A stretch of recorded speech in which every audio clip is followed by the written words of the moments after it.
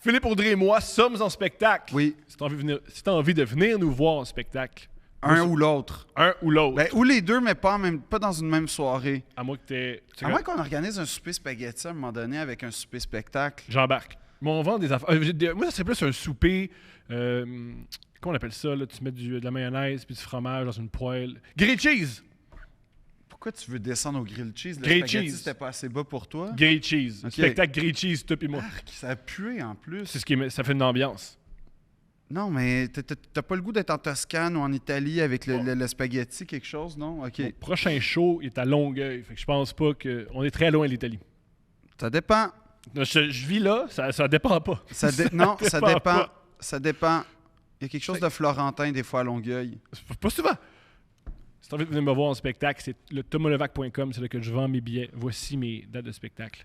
Je suis à Sainte-Thérèse le 22 septembre, à Québec le 28 septembre au Petit Champlain, à Longueuil le 6 octobre, à Trois-Rivières le 13 octobre, le 21 octobre, on fait couple ouvert au Club Soda. Viens nous voir, je coûte pas cher. Puis moi, je suis partout au Québec, mais vraiment là, partout. Jusqu'en avril 1er. En tout cas, il y a beaucoup de billets à vendre. Ça me ferait vraiment plaisir que vous veniez. Ça me ferait surtout plaisir que les salles soient remplies parce que, ben, tu sais, j'ai aimé mes années théâtrales, mais je suis pas obligé d'y retourner. Fait que, non, mais pour vrai, ça me ferait vraiment plaisir. Ça me soulagerait. Puis surtout, comme vous êtes toujours gentil avec moi, ben, ça me ferait vraiment plaisir de vous rencontrer enfin. Et donc, philippe-audrey.com pour toutes les dates de billets. Toutes. C'est tout? J'ai rien d'autre à dire. OK. L'adolescence a été consacrée à Aérobush. Moi, j'étais sûr que tout seul, je fais ça mon adolescence. J'ai eu cette bouche. Moi aussi, j'ai écrit un rap sur Bush, mais c'était bon. J'en doute pas. En anglais en plus pour qu'ils l'entendent. Ben oui, bien sûr, faut qu'ils comprennent. Ben oui.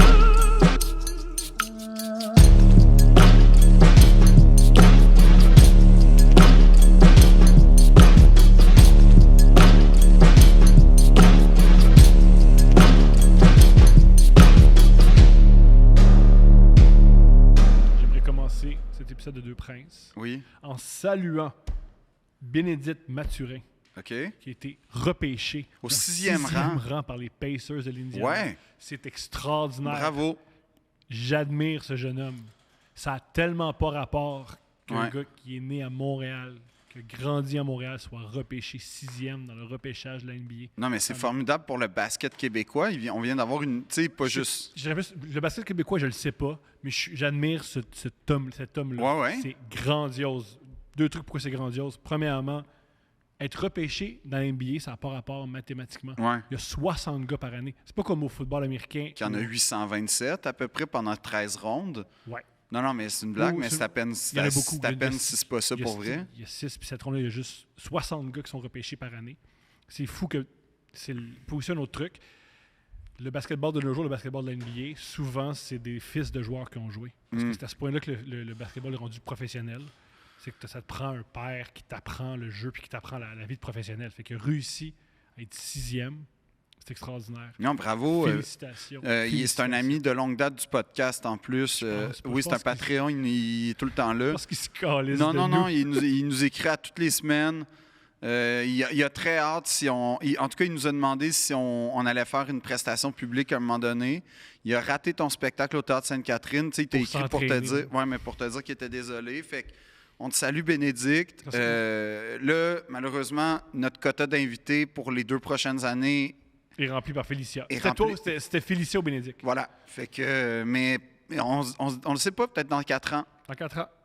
Peut-être dans 4 ans. Mais non, c'est vraiment exceptionnel. Puis c'est le fun parce que quand on était jeunes, les deux, les Québécois qui rayonnaient dans le sport professionnel, c'était à peu près le hockey, puis... Les sports Ben, comment dire? Les sports d'hiver. Ouais, mais... Non, Le ouais, exact. basketball, c'est un sport d'hiver. Mais Ouais, c'est mais je veux dire, tu sais, il n'y avait pas de Québécois tant que... Tu sais, je veux dire, il y avait Derek, paix à son âme, là, Derek Aucoin, qui était dans les ligues majeures, ou en tout cas, il oscillait. Éric Gagné. Éric Gagné, c'est vrai. Cy Young. Mais tu sais, après ça, ce que j'aime, c'est de voir des jeunes en fait, il y a des Québécois qui sont capables de se démarquer dans tous les sports. C'est le fun, c'est tout. Ce que j'aime, c'est s'il y a plus de Québécois dans le basketball, peut-être qu'on va commencer à s'y intéresser dans les médias de masse. Ouais. Vivre qu'on s'intéresse au basketball, c'est un sport exceptionnel. Comme la Formule 1. Différent. Comme la Formule 1. Comme je pense pas qu'il y a un jeune homme pauvre de Montréal qui va se retrouver au volant d'une Formule 1. On sait. Ben, Gilles Villeneuve, c'était ça en 78. Voilà. Mais aujourd'hui, ça a un peu changé. Ça a un peu changé. Mais Bénédicte, je t'admire. Et voilà. T'étais grandiose. Bravo, Bénédicte. En plus, j'aime son nom, Bénédicte. C'est un beau nom, Bénédicte. C'est vrai. C'est un nom qui fait penser à Bérénice un peu, qui est ma pièce de théâtre préférée. Yeah. Ouais. Phil, on va parler des papes. Ouais. Pour moi, le pape, c'est une des choses qui me fait le plus rire. Il y a peu de choses qui me font plus rire que le pape. OK, c'est quoi le pape? Premièrement, c'est un homme extrêmement vieux qui prétend parler avec Dieu et qui prétend être vierge. Ça, c'est extraordinaire au départ. Genre, normalement, les gens comme ça, on les médicamente. On leur dit, tu ne parles pas vraiment à Dieu, puis arrête de nous faire croire que tu es vierge, c'est bizarre. C'est un homme qui a beaucoup, beaucoup, beaucoup de pouvoir, puis qui fait très peu de choses positives. Positives, plutôt. Je ne sais pas ce que le pape fait de positif avec son pouvoir, mis à part, mettons, encourager les pays sous-développés à ne pas mettre de Là, tu parles de Jean-Paul II en ce moment, là, mais vas-y, continue. Le nouveau pape est pas... Il est juste meilleur que Jean-Paul II, mais il n'est pas extraordinaire. Non, mais, non, mais c'est parce que, en tout cas... Vas-y, on parle du pape. Ben, je veux dire... Défends l'Église catholique, on t'écoute. Je ne vais pas te défendre l'Église catholique, c'est que... le pape, c'est une... je suis pas sûr qu'il est inutile. Puis je peux te dire pourquoi. Parce que nous, dans notre conception de la religion, que le Québec a vraiment mis ça à la porte dans les années 60, avec une certaine dose de raison, j'oserais dire, on est complètement détaché de l'influence religieuse. Même à la limite, on essaie non seulement de s'en détacher, mais on s'en méfie. Mais c'est pas le cas du monde entier. Non. Le pape est encore une figure importante pour énormément de croyants. Malheureusement. Peut-être, mais après ça, le pape a été un chef d'État pendant très longtemps historiquement, important. Et c'est, tu sais, en fait, la papauté, c'est une monarchie, comment on dit déjà, une monarchie démocratique à quelque part, ou en tout cas qui demande des élections. Parce que finalement, c'est comme un roi dans son pays. C'est un roi dans son pays qui est le Vatican. Mais à la vie. À vie. À vie. À vie. À part celui qui... Après, il faut faire revenir. Non, mais même quand tu abdiques, tu es encore pape. Quand il y a tu deux papes en ce démissionnes. moment. Oui, il y a deux papes. Génial. Oui, il y a deux papes. Deux gars qui parlent à Dieu, c'est le fun. Oui. Ben en fait, quand tu es un cardinal, normalement, tu dois avoir une ligne plus directe que quand tu es juste un croyant normal ou un athée. Quand tu es rendu à l'avant-dernier stade, c'est-à-dire cardinal. Mais je pense que le pape, il faut regarder ça d'un point de vue global avant de le critiquer d'un point de vue pas personnel, mais je veux dire à nous, là, Québécois, on va dire. Parce que c'est sûr que c'est risible de voir les papes aujourd'hui de notre point de vue. Nous... Même quand on regarde les papes à l'époque de la Renaissance, encore plus risible. Ah non, mais là, oui, non, parce que là, ça devient le shit show total, là, surtout à l'époque genre bizarre de médiéval, l'époque médiévale renaissante. Oui, parce que là, c'était carrément des rois. Ouais. Sanguinaires. Sanguinaires, lubriques. Non, c'était vraiment... Non, mais l'histoire des papes est fascinante. Fascinante. C'est comme le sang et le sexe. Ah oui. Non, mais pour vrai, c'est juste que je veux pas te défendre les papes, mais je fais juste dire que c'est pas, pour moi, c'est comme la monarchie, en fait, à quelque part. C'est comme la reine, c'est facile de dire, ça sert à rien. Ouais, mais il y aurait pas... Ça sert à rien, mais je dis que c'est dangereux. Dans les deux cas. Non, tu vois, moi, je pense pas que c'est dangereux comme tu le prétends, parce que en fait, Benoît XVI a beaucoup modernisé la pensée, mais même si on est d'accord que moderniser la pensée, c'est de la faire passer de 1623 à 1654, je suis d'accord avec toi, mais il y a, ce qui est ancien, moi, m'émeut souvent. Oui. Puis quoi de plus ancien Qu'un pape. qu'un pape?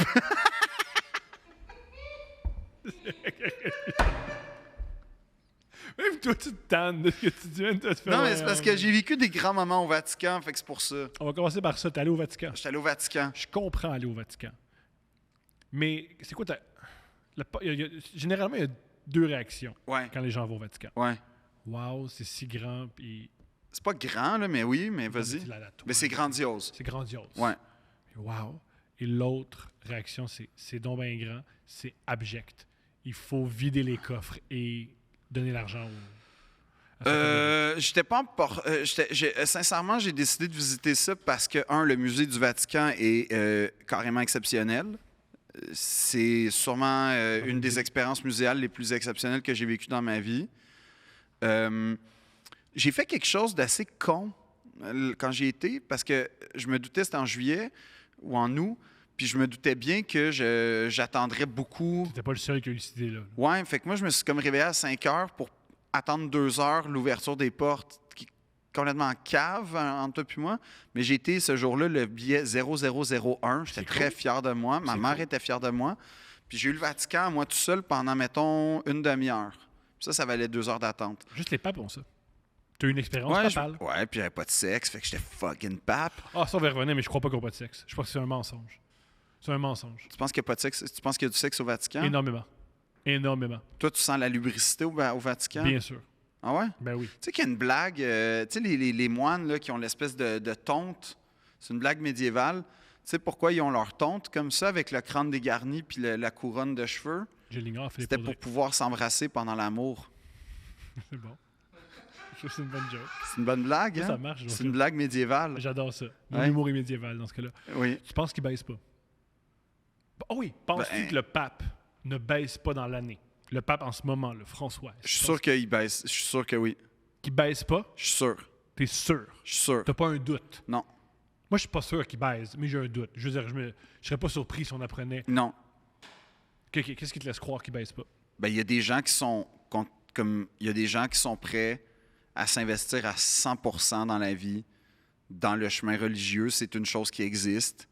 Puis que quand c'est un précepte fondamental d'une chose à laquelle tu crois, puis que tu es prêt à consacrer ta vie, puis te servir de modèle, il y a des gens qui sont prêts à ça. Je suis sûr et certain qu'il y a des gens qui vivent dans l'abstinence la plus complète année après année. Ah, moi, je pense que ça existe. Des gens qui sont abstinents. Je suis convaincu que le pape à 88 ans, sinon plus, ben, premièrement, bonne chance. Puis si t'es un esprit lubrique, mais je suis convaincu que le pape n'a pas la vie débridée que tu prétends qu'il a aujourd'hui. Je pense pas qu'il y ait débridé, mais je pense qu'il y a des rapports sexuels. De quel ordre? Plein. Premièrement, il se masturbe. Deuxièmement, il couche avec des escortes ou des sœurs. Ben voyons, toi, OK? Oh, en passant, ça c'est quelque chose qui est très documenté. Les sœurs se font souvent agresser sexuellement là, dans l'Église catholique. L'Église catholique, c'est pas une belle institution. Mes parents, oui. C'est pas une belle institution. Je veux dire, t'es allé dans une école catholique, il est arrivé, pas à toi, mais il est arrivé des affaires. Oui, c'est vrai. Ils sont réputés. Je veux dire, on peut même plus faire de blagues sur le fait que l'Église catholique viole en fait, enfants. non, c'est rendu cliché tellement qu'ils le font. En fait, quand tu veux faire des jokes de pédophile, tu peux remplacer pédo par curé, puis ça passe. Tout le monde va comprendre. C'est à ce point-là que c'est su. C'est à ce point-là que c'est prouvé. Je veux dire, c'est une des raisons pourquoi j'aime pas les papes, c'est que il est censé protéger sa population.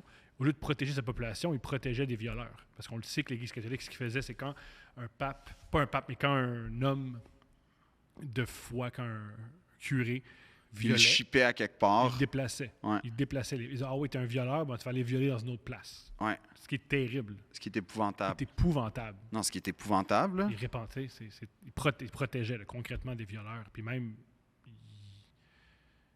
il prenait un violeur puis il faisait en sorte que des gens qui aimaient le catholicisme se fassent violer. C'est horrible. Ou carrément qu'il n'y avait strictement rien à voir, mais il était dans un système scolaire qui était chapeauté par l'Église, fait que Les orphelins du Plessis, les pensionnats, tout ça. Voilà. C'est un peu ça. Fait que c'est ça. Mais moi, je suis convaincu que les cardinaux, les papes, ça, ils font l'amour. C'est un peu comme... La plupart des leaders pensent pas toujours ce qu'ils disent. Ils prêchent, et généralement, ils prêchent pas. Ils font pas ce qu'ils prêchent, plutôt. La plupart des... Et aussi, un autre truc, c'est des hommes qui sont assoiffés de pouvoir. Pour devenir pape, l'idée qu'ils nous disent, c'est « Ah, mais il faut vraiment, vraiment aimer Dieu. » Non, pour être pape, c'est une game politique. C'est une joute politique. Il faut que tu sois un bon politicien pour devenir pape. Mais il faut que tu te fasses élire. Voilà. Fait que c'est une game politique. Oui, mais je pense que quand on élit un pape, on élit une... c'est de l'ordre quasiment, mais c'est à beaucoup plus long terme, là, parce que c'est à vie. Fait que comme c'est pour les 20 prochaines années, des fois. 30-40, parce que c'est aussi. des hommes qui sont riches et qui font rien. Qui sont pas riches, ça, je suis pas prêt à dire ça à 100%. Ils vont vivre dans le luxe, mais c'est pas... Benoît XVI, il est pas riche, là, il a pas 15 millions dans son compte, Benoît. Pas Benoît... oui, Benoît. Oui, mais il y a accès Pas Benoît XVI, c'est... c'est Benoît XVI. Oui, Benoît... Là, c'est François. Là, c'est François. François quelque chose, mais François, Benoît, il est moins trustable. Mais François, je suis convaincu qu'il n'y a pas 16 millions dans un compte. Oui, mais par contre, il a accès à l'argent. L'Église catholique... Oui, mais c'est un des papes qui, apparemment, est le plus frugal depuis des années. Oui. Cependant, s'il veut de l'argent, il y a accès.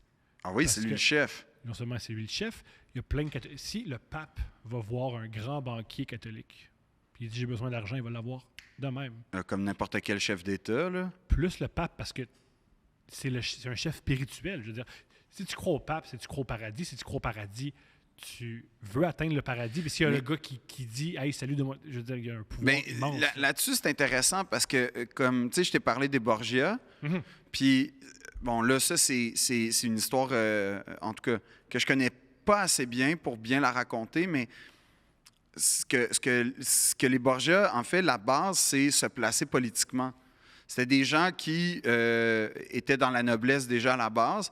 Beaucoup de gens étaient dans la noblesse et donc devenaient cardinaux pour devenir pape parce que non seulement ça, mais ça offrait le paradis à l'époque, si tu décides d'y croire ou pas, une place au paradis, puis ta famille allait devenir comme sanctifiée parce que c'était vraiment l'ultime honneur être pape. Là. C'était le top du top que tu pouvais espérer. Fait que c'est pour ça qu'il y a beaucoup eu de guerres et de sang coulé dans les élections papales à l'époque, disons, de tout temps pratiquement, là. Sauf peut-être dans le siècle dernier, là, parce que là, il y a les médias, il y a tout ça, mais il y a eu des espèces de jeux de coulisses shakespeariens formidables. Un truc que j'ai en 1378. Yes. Une anecdote extraordinaire. J'aime cette année-là. Il y a le pape, le meilleur nom de pape. Puis, Urbain VI. Urbain, ouais. Urbain VI, il a appris qu'il y a des cardinaux qui essayaient de le remplacer. Ouais. 6 cardinaux. Il les a fait torturer. Yes. Puis il semblerait qu'il s'est plaint que leur cri n'était pas assez fort. Ouais. C'est extraordinaire. Ouais, mais ça, Thomas... Ça, c'est extraordinaire. Urbain VI. En passant, lui, c'est le chef de l'Église catholique. Qu'est-ce que l'Église catholique dit? Premièrement, il faut que si on te frappe sur la joue droite, présente la joue gauche. Et aussi... Fais pas aux autres ce que tu voudrais pas qu'on te fasse. Et peut-être c'est un BDSM, là. Peut-être ça qu'essaie de nous exprimer. Ouais. mais c'est quand même fou. Mais tu sais que sur à la chapelle Sixtine, là, la fameuse création de l'univers, là, le tableau que tout le monde connaît de Michel-Ange, il y a une immense murale au bout qu'on connaît peut-être un peu moins, mais faites des recherches, vous allez la trouver rapidement. Puis le pape en question faisait tellement chier Michel-Ange qu'il l'a dessiné comme un damné allant en enfer. Wow. Ouais, c'était le fun. C'est un fun fact de la chapelle Sixtine. Si jamais ça soulève pas beaucoup de passion, je le sens. Là, un autre fun fact de la chapelle Sixtine, il faut aller voir sur Internet. Il semblerait que si tu regardes la chapelle Sixtine, le dessin... Tu vas voir un cerveau. Ouais. Ouais, mais ça, c'est... Ouais, ça, c'est connu. Ça, c'est très connu. C'est pas tout le monde qui le sait. Oui, voyons. L'espèce de drapé divin qui représente le ciel. Ouais, puis que c'est un espèce de message humaniste caché. C'est pas tout le monde qui sait ça. Pour vrai? Non. Anthony, savais-tu ça? Étrangement, oui, mais c'est à cause du film Angers Démon. C'est correct. Mais c'est ça. C'est pas Angers Démon, c'est l'autre avant, là. Mais non, mais ça serait le fun, peut-être. Bon, je sais que Félicia est venue, mais peut-être qu'un jour, je pourrais demander à ma mère On fait un podcast avec ta mère ou ton père quand tu veux. Non, mais ma mère qui explique les Quand sens tu veux. cachés des tableaux puis comment regarder des tableaux. Quand tu veux. Ma mère, elle a des livres faits de ça, fait qu'au pire, je transmettrai veux. l'information. On mais... va jamais parler d'art, on va parler de toi, enfant, là, mais Non, quand tu veux. non, non, elle va Bon, pas être à l'aise. Puis moi non plus. On sait pas. Elle sera pas à l'aise. Ah, time out! Ta mère a écouté ton épisode de Couple ouvert. Oui, Qu'est-ce qu'elle en a pensé? elle a dit, parce qu'elle m'envoie un matin par rapport, on dit une vidéo. Là, je fais, oui, je le sais. C'est parce que tu as dit un vidéo.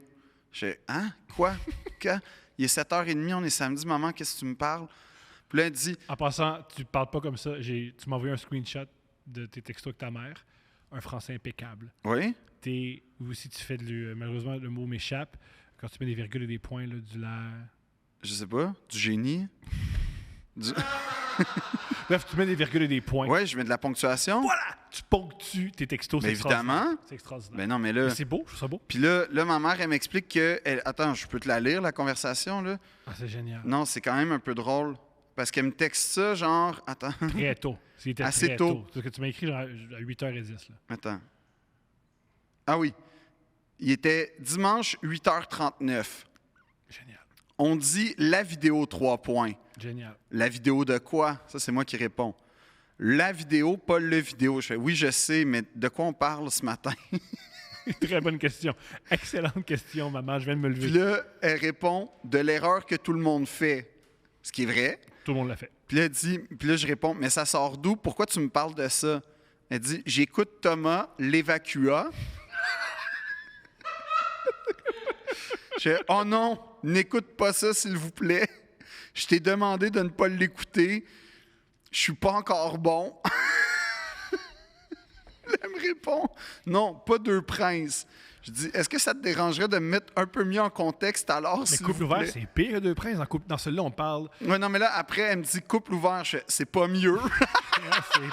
Hey, dans ce couple ouvert-là, on va loin. Là, Là, je Tu fais. joues avec un objet sexuel. Là, pendant je 10 réponds, minutes. attends, c'est pas mieux. N'écoute pas ça non plus, quel qu'il soit, s'il vous plaît. En plus, tu n'aimeras pas ça. Puis là, elle répond, non, c'est intéressant.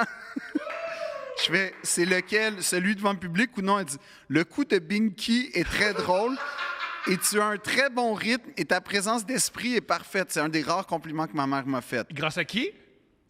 Grâce à moi. Puis là, ah oui, de toi, oui, c'est vrai, excuse-moi. Oui, puis là, elle a répondu, là, je dis d'accord, mais n'en écoute Je pas suis bon d'autres, s'il pour vous toi. plaît. Je suis bon pour toi. Écoute Puis là- pas ta psy, je suis bon pour toi. Non, Ce c'est qui pas est ma psy qui dit qu'il était pas bon pour moi. Génial. C'est d'autres gens. D'autres Puis gens, c'est elle a répondu, je dis, n'en écoute pas Mais ta d'autres. psy a s'il dit que je suis vous bon plaît. pour toi? Ma psy n'a pas d'opinion sur toi. C'est pire. Mais ma psy, je parle pas beaucoup de toi. Je suis bien plus occupé à raconter comme, est-ce que tu penses qu'elle a reçu les fleurs, Clara? Puis qu'est-ce que. Comprends. Tu sais, c'est bien plus important ça. Là. Je comprends ça. Fait que ta mère aime le podcast. A apprécié le moment passé à l'époque où je parlais de Binky. C'est grandiose. Ben, Elle va triper sur deux princes. on va attendre. Elle va aimer l'épisode sur le collège Notre-Dame. Parce qu'elle va savoir des choses qu'elle sait pas sur toi. Non, mais ouais, mais c'est pas ça le but, là. De quoi? Je veux pas que ma mère connaisse tout de ma vie. C'est ce qui est bon, non? Ah, sais-tu que t'étais gelé à Salut Bonjour? Je sais pas. Faudrait qu'elle sache. Non. Pourquoi? Parce que- C'est quoi la position de ta mère par rapport à la drogue? Pas répressif du tout, là. Est-ce qu'elle se drogue? Non. Je Non? pense pas. Mais je pense, tu sais, ma mère a grandi dans les années 70, fait que forcément, c'était une époque de libération puis de curiosité. Mais non, quand je suis arrivé au secondaire puis qu'elle a vu que le cannabis commençait à rentrer dans les conversations, tu sais, c'était pas du tout, là, tu touches jamais à ça, mais c'était pas non plus, vas-y, essaye, là, ça fait partie de la vie. Puis, tu sais, la première fois que j'ai fait un genre de bad trip de hash, au hash, quand j'étais assez ado, justement, elle m'a juste dit, ah, ça, tu vois, tu sais, j'aime pas ça, là. Je pense que, tu sais, j'aime pas ça. Puis ça a été correct, j'en ai pas repris après. Puis T'as pas fumé du hash depuis? oui, depuis, oui, mais pas mettons, tu sais, ça a pris genre 15 ans là, avant que j'y retouche parce que. Mais n'empêche que je trouvais ça beaucoup plus constructif comme approche, beaucoup plus sensé et sensible que le jamais. Puis parce que c'était pas caché non plus, tu sais, c'était. Ça faisait partie de. Mais c'était pas. En fait, c'était pas caché, mais c'était pas encouragé. C'était juste Don't ask, don't tell. un peu.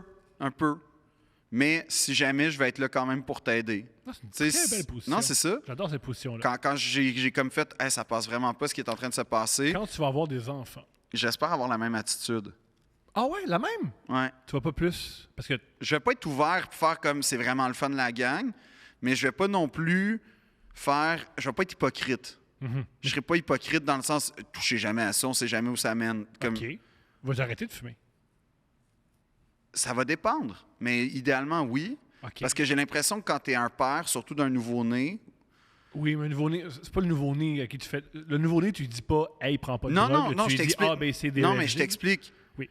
C'est quelqu'un qui, 24 heures sur 24, 7 jours sur 7, te demande d'être potentiellement présent en cas de quoi que ce soit. Fait que si... Non, mais tu comprends, je sais qu'il y a J'ai des... un enfant. J'aime que tu m'expliques c'est quoi avoir un Ouais, je t'explique c'est quoi avoir un enfant, OK? Oui, un enfant. Là. Oui, je suis Non, mais... Comme là, ça va, je suis pas avec ma fille. Puis Oui, mais tu sais, je veux dire, mettons que ton enfant, il y a quoi que ce soit, puis t'es trop gelé pour l'aider. Je trouve que c'est une faute grave, puis ça me tente pas de vivre ça. Fait que fort probablement que je réserverais les moments de, OK, là, être en sécurité, tu sais, comme... Je pense que c'est plus à l'adolescence.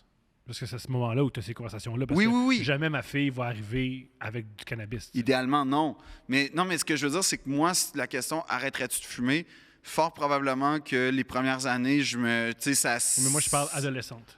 Adolescents, quand, mettons, ils commencent à avoir leur propre vie, leur propre identité, puis quitter le... Pour vrai, ça commence plus vite qu'on pense. Ben Moi, oui, le ça 2 ans, commençait ça à a déjà 12 une ans, identité. genre, moi, dans ma Moi, vie. je parle d'avoir sa propre identité. Ma fille, elle commence déjà à avoir Ah sa ouais, propre hein? identité. Ben oui, mais Zoé, elle a une forte personnalité, c'est pour ça qu'on Très connecte forte. vraiment. Très, très forte. Ouais. Puis Elle me donne beaucoup d'ordre, ce qui me fait beaucoup rire. Ah, c'est étonnant, ça, Ouais. Thomas. Je me demande d'où ça vient. Wow! Ah! Elle est directive, puis elle fait pas beaucoup de compromis qu'on fait Jamais. pas... Non, ouais? Ah, mais... Ah Pour vrai, ouais? là, je commence à Tu commences à payer pour ta propre médecine, Ouais, hein? parce que elle a le corps de Stéphanie, elle a le visage de Stéphanie, elle a la douceur de Stéphanie, elle a mon attitude. Mais ce qui est quand même le meilleur des mixtes. Je sais pas. Je serais J'avoue mieux. que le meilleur des mix, ça serait le corps et tout de Stéphanie Oui, et l'attitude. Ouais. En fait, il faudrait que ce soit un peu Stéphanie. Tout n'existe pas dans juste l'équation. mes pieds. Tout ce qu'elle garde, c'est mes pieds, c'est tout. Peut-être la passion pour le basket. Elle l'a déjà, ça, elle l'a. Ah là? Elle l'a, OK. parce que j'y ai imposé, parce que je suis un dictateur. Puis là, ensuite, je me demande pourquoi elle est comme ça aussi.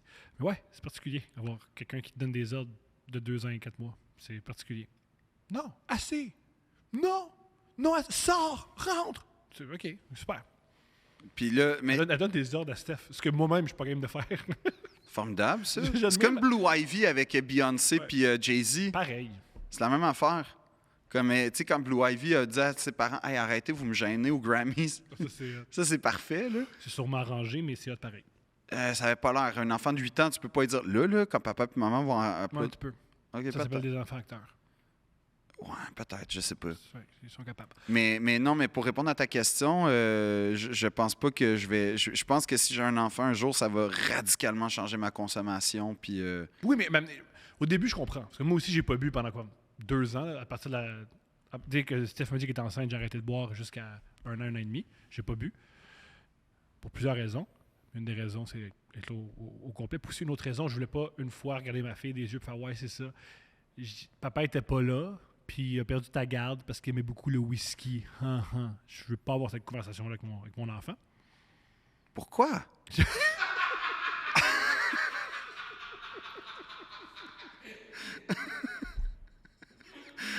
Puis aussi, prends-en pas. Moi, j'ai gâché ma vie pour ça, mais il n'y a rien de bon là-dedans. Ouais, là. c'est ça. Il n'y a rien de bon. Je sais pas pourquoi t'as attiré vers la chose qui a fait que j'ai Ouais. coupé. Mais tout ça pour dire que c'est une question que je me pose. Je me demande comment y parler de drogue et d'alcool quand on va avoir entre 12 et 16 ans. J'ai pas encore... Je sais Fais pas un encore. voyage à Vancouver. Pour puis lui montrer des oreilles-nomanes. Ouais. Tu veux que j'y montre des piqueries. Ah, c'est bon, ça.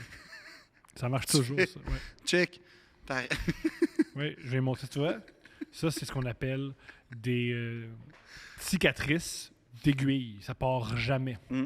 Ouais. Non, ou tu y montres les vidéos éducatives qu'ils nous montraient à l'école. T'avais ça, toi? C'était Ouais. Hein? quoi? C'était quoi, ça? Basketball Requiem for a Diaries. Dream? OK, génial. C'était ça. Requiem. Tu sais, tu lui montres C'est quoi ça. ton film de drogue favori? Dude, Where's My Car? Non, pour vrai, c'est une bonne réponse. Non, pour vrai, mais c'est pas ça. C'est quoi? De drogue? Mhm. On est très loin des papes, là. Non, vraiment pas. Mon film de drogue préféré? Moi, c'est Trainspotting.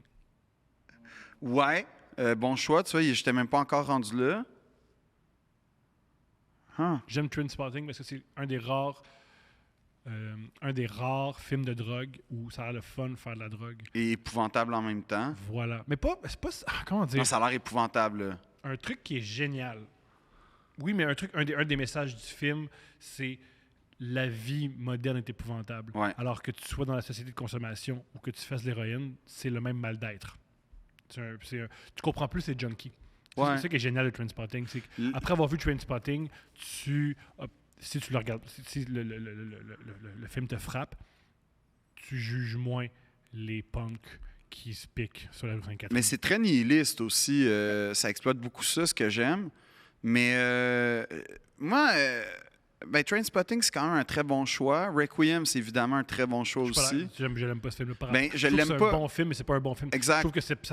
Non, mais attends, là, on parlait des films que tu trouves bons ou des films que j'aime, tu sais, que je suis comme, ça, c'est vraiment. C'est dans ce sens-là. J'étais pas sûr de la question. Mon film de drogue préféré, comme. Tu sais, mon film préféré, pas nécessairement le film que je trouve le meilleur, c'est dans ce sens-là. Que je suis pas. Ah, je comprends ta nuance. Ouais. Fait que comme, mettons, Requiem, je trouve que c'est un grand film. C'est un film qui est très ardu, là. Je trouve que quand t'es peut-être pas... Pour surtout... moi, je suis perdu parce que pour moi, c'est fait par quelqu'un qui ne comprend rien à la drogue. Je trouve que c'est raté. je te trouve un peu sévère quand même. Je trouve que c'est... Au niveau cinématographique, c'est génial. Là, comme quand comme le montage Ouais. pour montrer ça, c'est super. La musique est superbe. Les interprétations sont folles. Ellen Bernstein, c'est exceptionnel ce qu'elle fait dans ce film-là. Oui, mais ce qui est malheureux, c'est que je trouve que c'est raté au niveau... C'est pas ça, prendre la drogue, les nerfs, là. Perdre ça va trop loin. Je trouve que ça... En plus, on l'a su, Aronofsky, ensuite, est devenu un moraliste. Là, Ouais, ben oui. Il tripe sur Jésus, puis il a fait un film ensuite sur Noé. Ça paraît. Ouais. Ça paraît que c'est un homme qui a très peur et qui tripe sur Jésus. Mais un film de drogue, mais c'est fou parce qu'il m'en vient pas beaucoup en ce moment. Tu sais, genre... Je peux t'en nommer plein, moi. Puis, regarde, je te nomme des films de drogue, tu me dis ce que t'en penses. OK. Fear and Loathing in Las Vegas.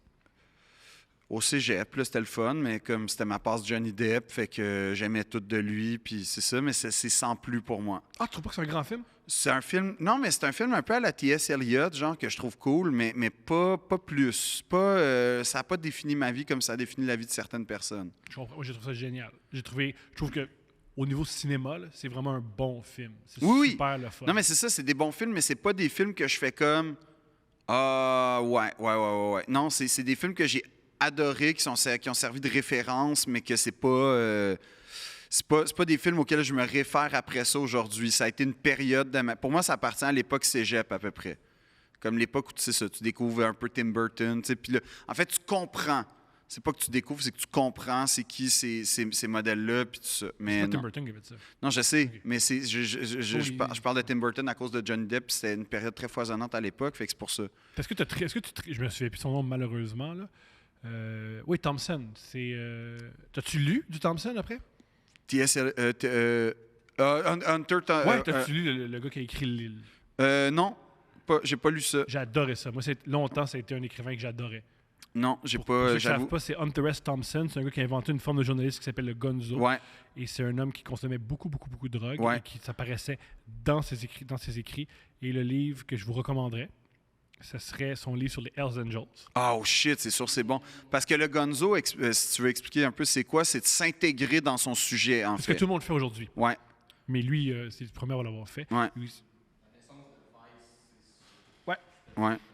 Et si vous voulez juste avoir un aperçu, lisez si ça vous intéresse. C'est lui qui a écrit sur le Derby du Kentucky, la course de chevaux. Ah ouais? Il va complètement gelé, puis il décrit ce qu'il voit. C'est génial. C'est sûr, c'est bon. C'est vraiment génial. Non, mais Hunter S. Thompson, je sais que c'est un grand auteur, mais j'ai pas lu Fear and Loathing in Las Vegas. C'est bien, mais c'est pas mon préféré. Bon. J'ai adoré, j'ai bien plus aimé ses chroniques. C'est très réussi. Et son livre sur les Hells Angels est génial. Ah, mais ça m'intéresse en plus, les Hells. Genre, je lis beaucoup de choses sur les Hells. C'est le début des Hells. C'était dans les années 60-70. On pourrait faire un épisode sur les Hells. Ça me ferait plaisir. On en reçoit un, on check ça. Si vous connaissez des Hells qui aimeraient ça participer à Deux Princes, Ils veulent parler en plus. C'est ça qu'ils aiment. Ils aiment tout exposer. Explique-nous comment tu t'es sorti de l'opération Shark. ouais. Si je porte. Le pire, c'est qu'une fois, j'étais à Oka, à la Traverse. Il y en a quelques-uns là-bas. Ouais, non, mais. Puis il y avait un gars des. Ghost Disciples, c'est un genre de club école, je me souviens pas, les Crazy Bastards en fait. Puis comme j'étais en moto, puis on était les deux seuls en moto sur le traversier, il y a comme un esprit communautaire en moto. Puis je savais pas. J'étais comme, oh, je suis pas sûr, ça me tente d'établir un contact, mais en même temps, s'il arrive, je veux pas non plus me faire lister. Mais le pire, c'est que j'ai commencé à jaser avec le monsieur est venu me voir, il a vu ma moto. Ah, une moto est belle, puis je suis la vôtre aussi, hein, monsieur. C'est des têtes de mort partout sur sa moto. Vous voyez un motard. Ouais, je l'ai vous C'est voyez. extraordinaire. Puis là, il m'a jasé, puis il était. Je peux pas dire qu'il a pas été courtois et poli avec moi, mais c'est très bizarre parce que tout le long, t'es comme oh tabarnak. Puis là, veux pas, quand t'es vois full patch, tu te dis tout le temps, qu'est-ce que t'as fait pour mériter ça? Tu sais, il y a comme ça qui arrive quand tu interagis avec des motards. Il y a un truc que je me demande, moi, quand je vois un motard. Je sais pas qu'est-ce qui me fait plus peur, quand ils sont full patch ou quand ils en ont pas. Non, moi, c'est full patch. OK? Moi, voici pourquoi j'ai peur quand ils n'ont pas de patch. Je veux pas être une patch. Ah, je comprends ce que tu veux dire. Pas envie. Je préfère qu'il y ait déjà ces patchs puis que c'est réglé. Ah, toi, tu parles d'un. OK, Ouais, je parce que pensais. des patchs, ça se gagne. Oui, non, mais OK, excuse-moi, je pensais que tu parlais de quand ils portent leur veston, quand ils portent pas leur. Non, moi, j'ai plus peur de j'ai pas mes les patchs. prospects, mettons, tu vois juste Montréal en Ouais, dessous. puis qu'ils Là. checkent, ah, pourrait tuer lui. Peut-être que ça Non, serait mais cool c'est avec pas lui. ça, là, quand même. Là. Ils vont pas tuer gratuitement des gens, les motards, je pense. Oui, on code, c'est vrai, les motards. Ils ont un code d'honneur. Ouais, c'est des gens honorables. C'est des gens droits. Les Parlons. motards, c'est des gens tout. Ils suivent la ligne. C'est pas des gens qui enfreignent les règlements. Non, vraiment c'est pas. Ça qui Non, pas du tout. non, vraiment pas. Mais on peut changer de sujet. J'aime pas ça, parler de ça. Fait Ça qu'on me fait fait peur.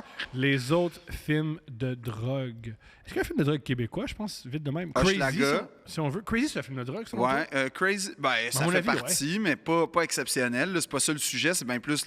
Ben oui. Ça parle bien plus de l'homosexualité puis de l'acceptation de l'homosexualité que la consommation de drogue. Je trouve que c'est les deux. La drogue fait partie, mais c'est toujours périphérique à la vraie. L'histoire existe sans la drogue dans Crazy. Je suis pas d'accord. À cause du frère? Ouais. Ouais, mais le frère. Non, mais le sujet de Crazy, là, c'est l'histoire d'une famille dysfonctionnelle, puis ils sont détruits par deux choses, la toxicomanie puis l'homosexualité d'un des fils. C'est ça qui est détruit.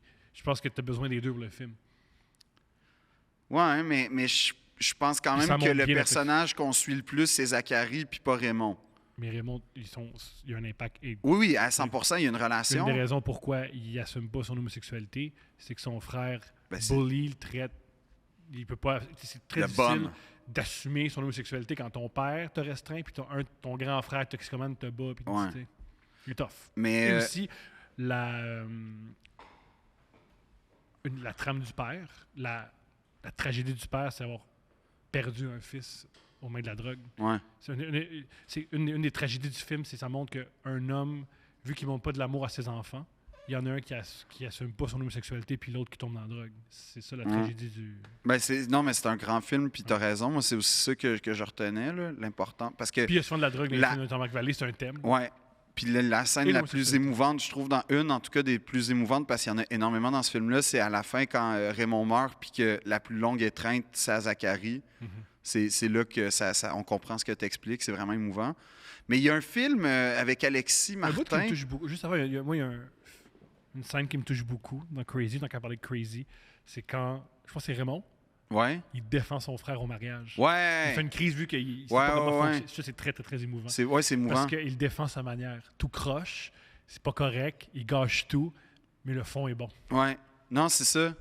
Puis il y a de l'amour, même mal exprimé. Ouais, Puis après ça, Michel Côté, il fait, Gervais, le père, qui va voir Zachary pour y expliquer, puis tout ça. Puis cette espèce de scène sous la pluie qui est magnifique aussi. Là. Et peut-être aussi, en plus on ne le saura jamais, le metteur en scène est décédé, que Ou peut-être genre, Grondin peut nous expliquer. Là, c'est lui qui a fait Ouais. qui a interprété et qui a fait la composition du En personnage. passant, il m'a déjà dit qu'il était prêt à participer éventuellement à un épisode sur Jean-Marc Vallée. Je te dis ça de même. Quand il veut. Ben, ça date d'il y a longtemps, là. Quand il veut. Fait qu'il faudrait peut-être y rappeler, puis peut-être qu'il ferait comme moi. Je disais ça pour être poli. Quand Je il veut. pense pas, parce qu'on s'entend super bien, là, mais Quand il veut. j'ai ouvert la porte, puis il l'a pas fermé, en tout cas. Quand il veut.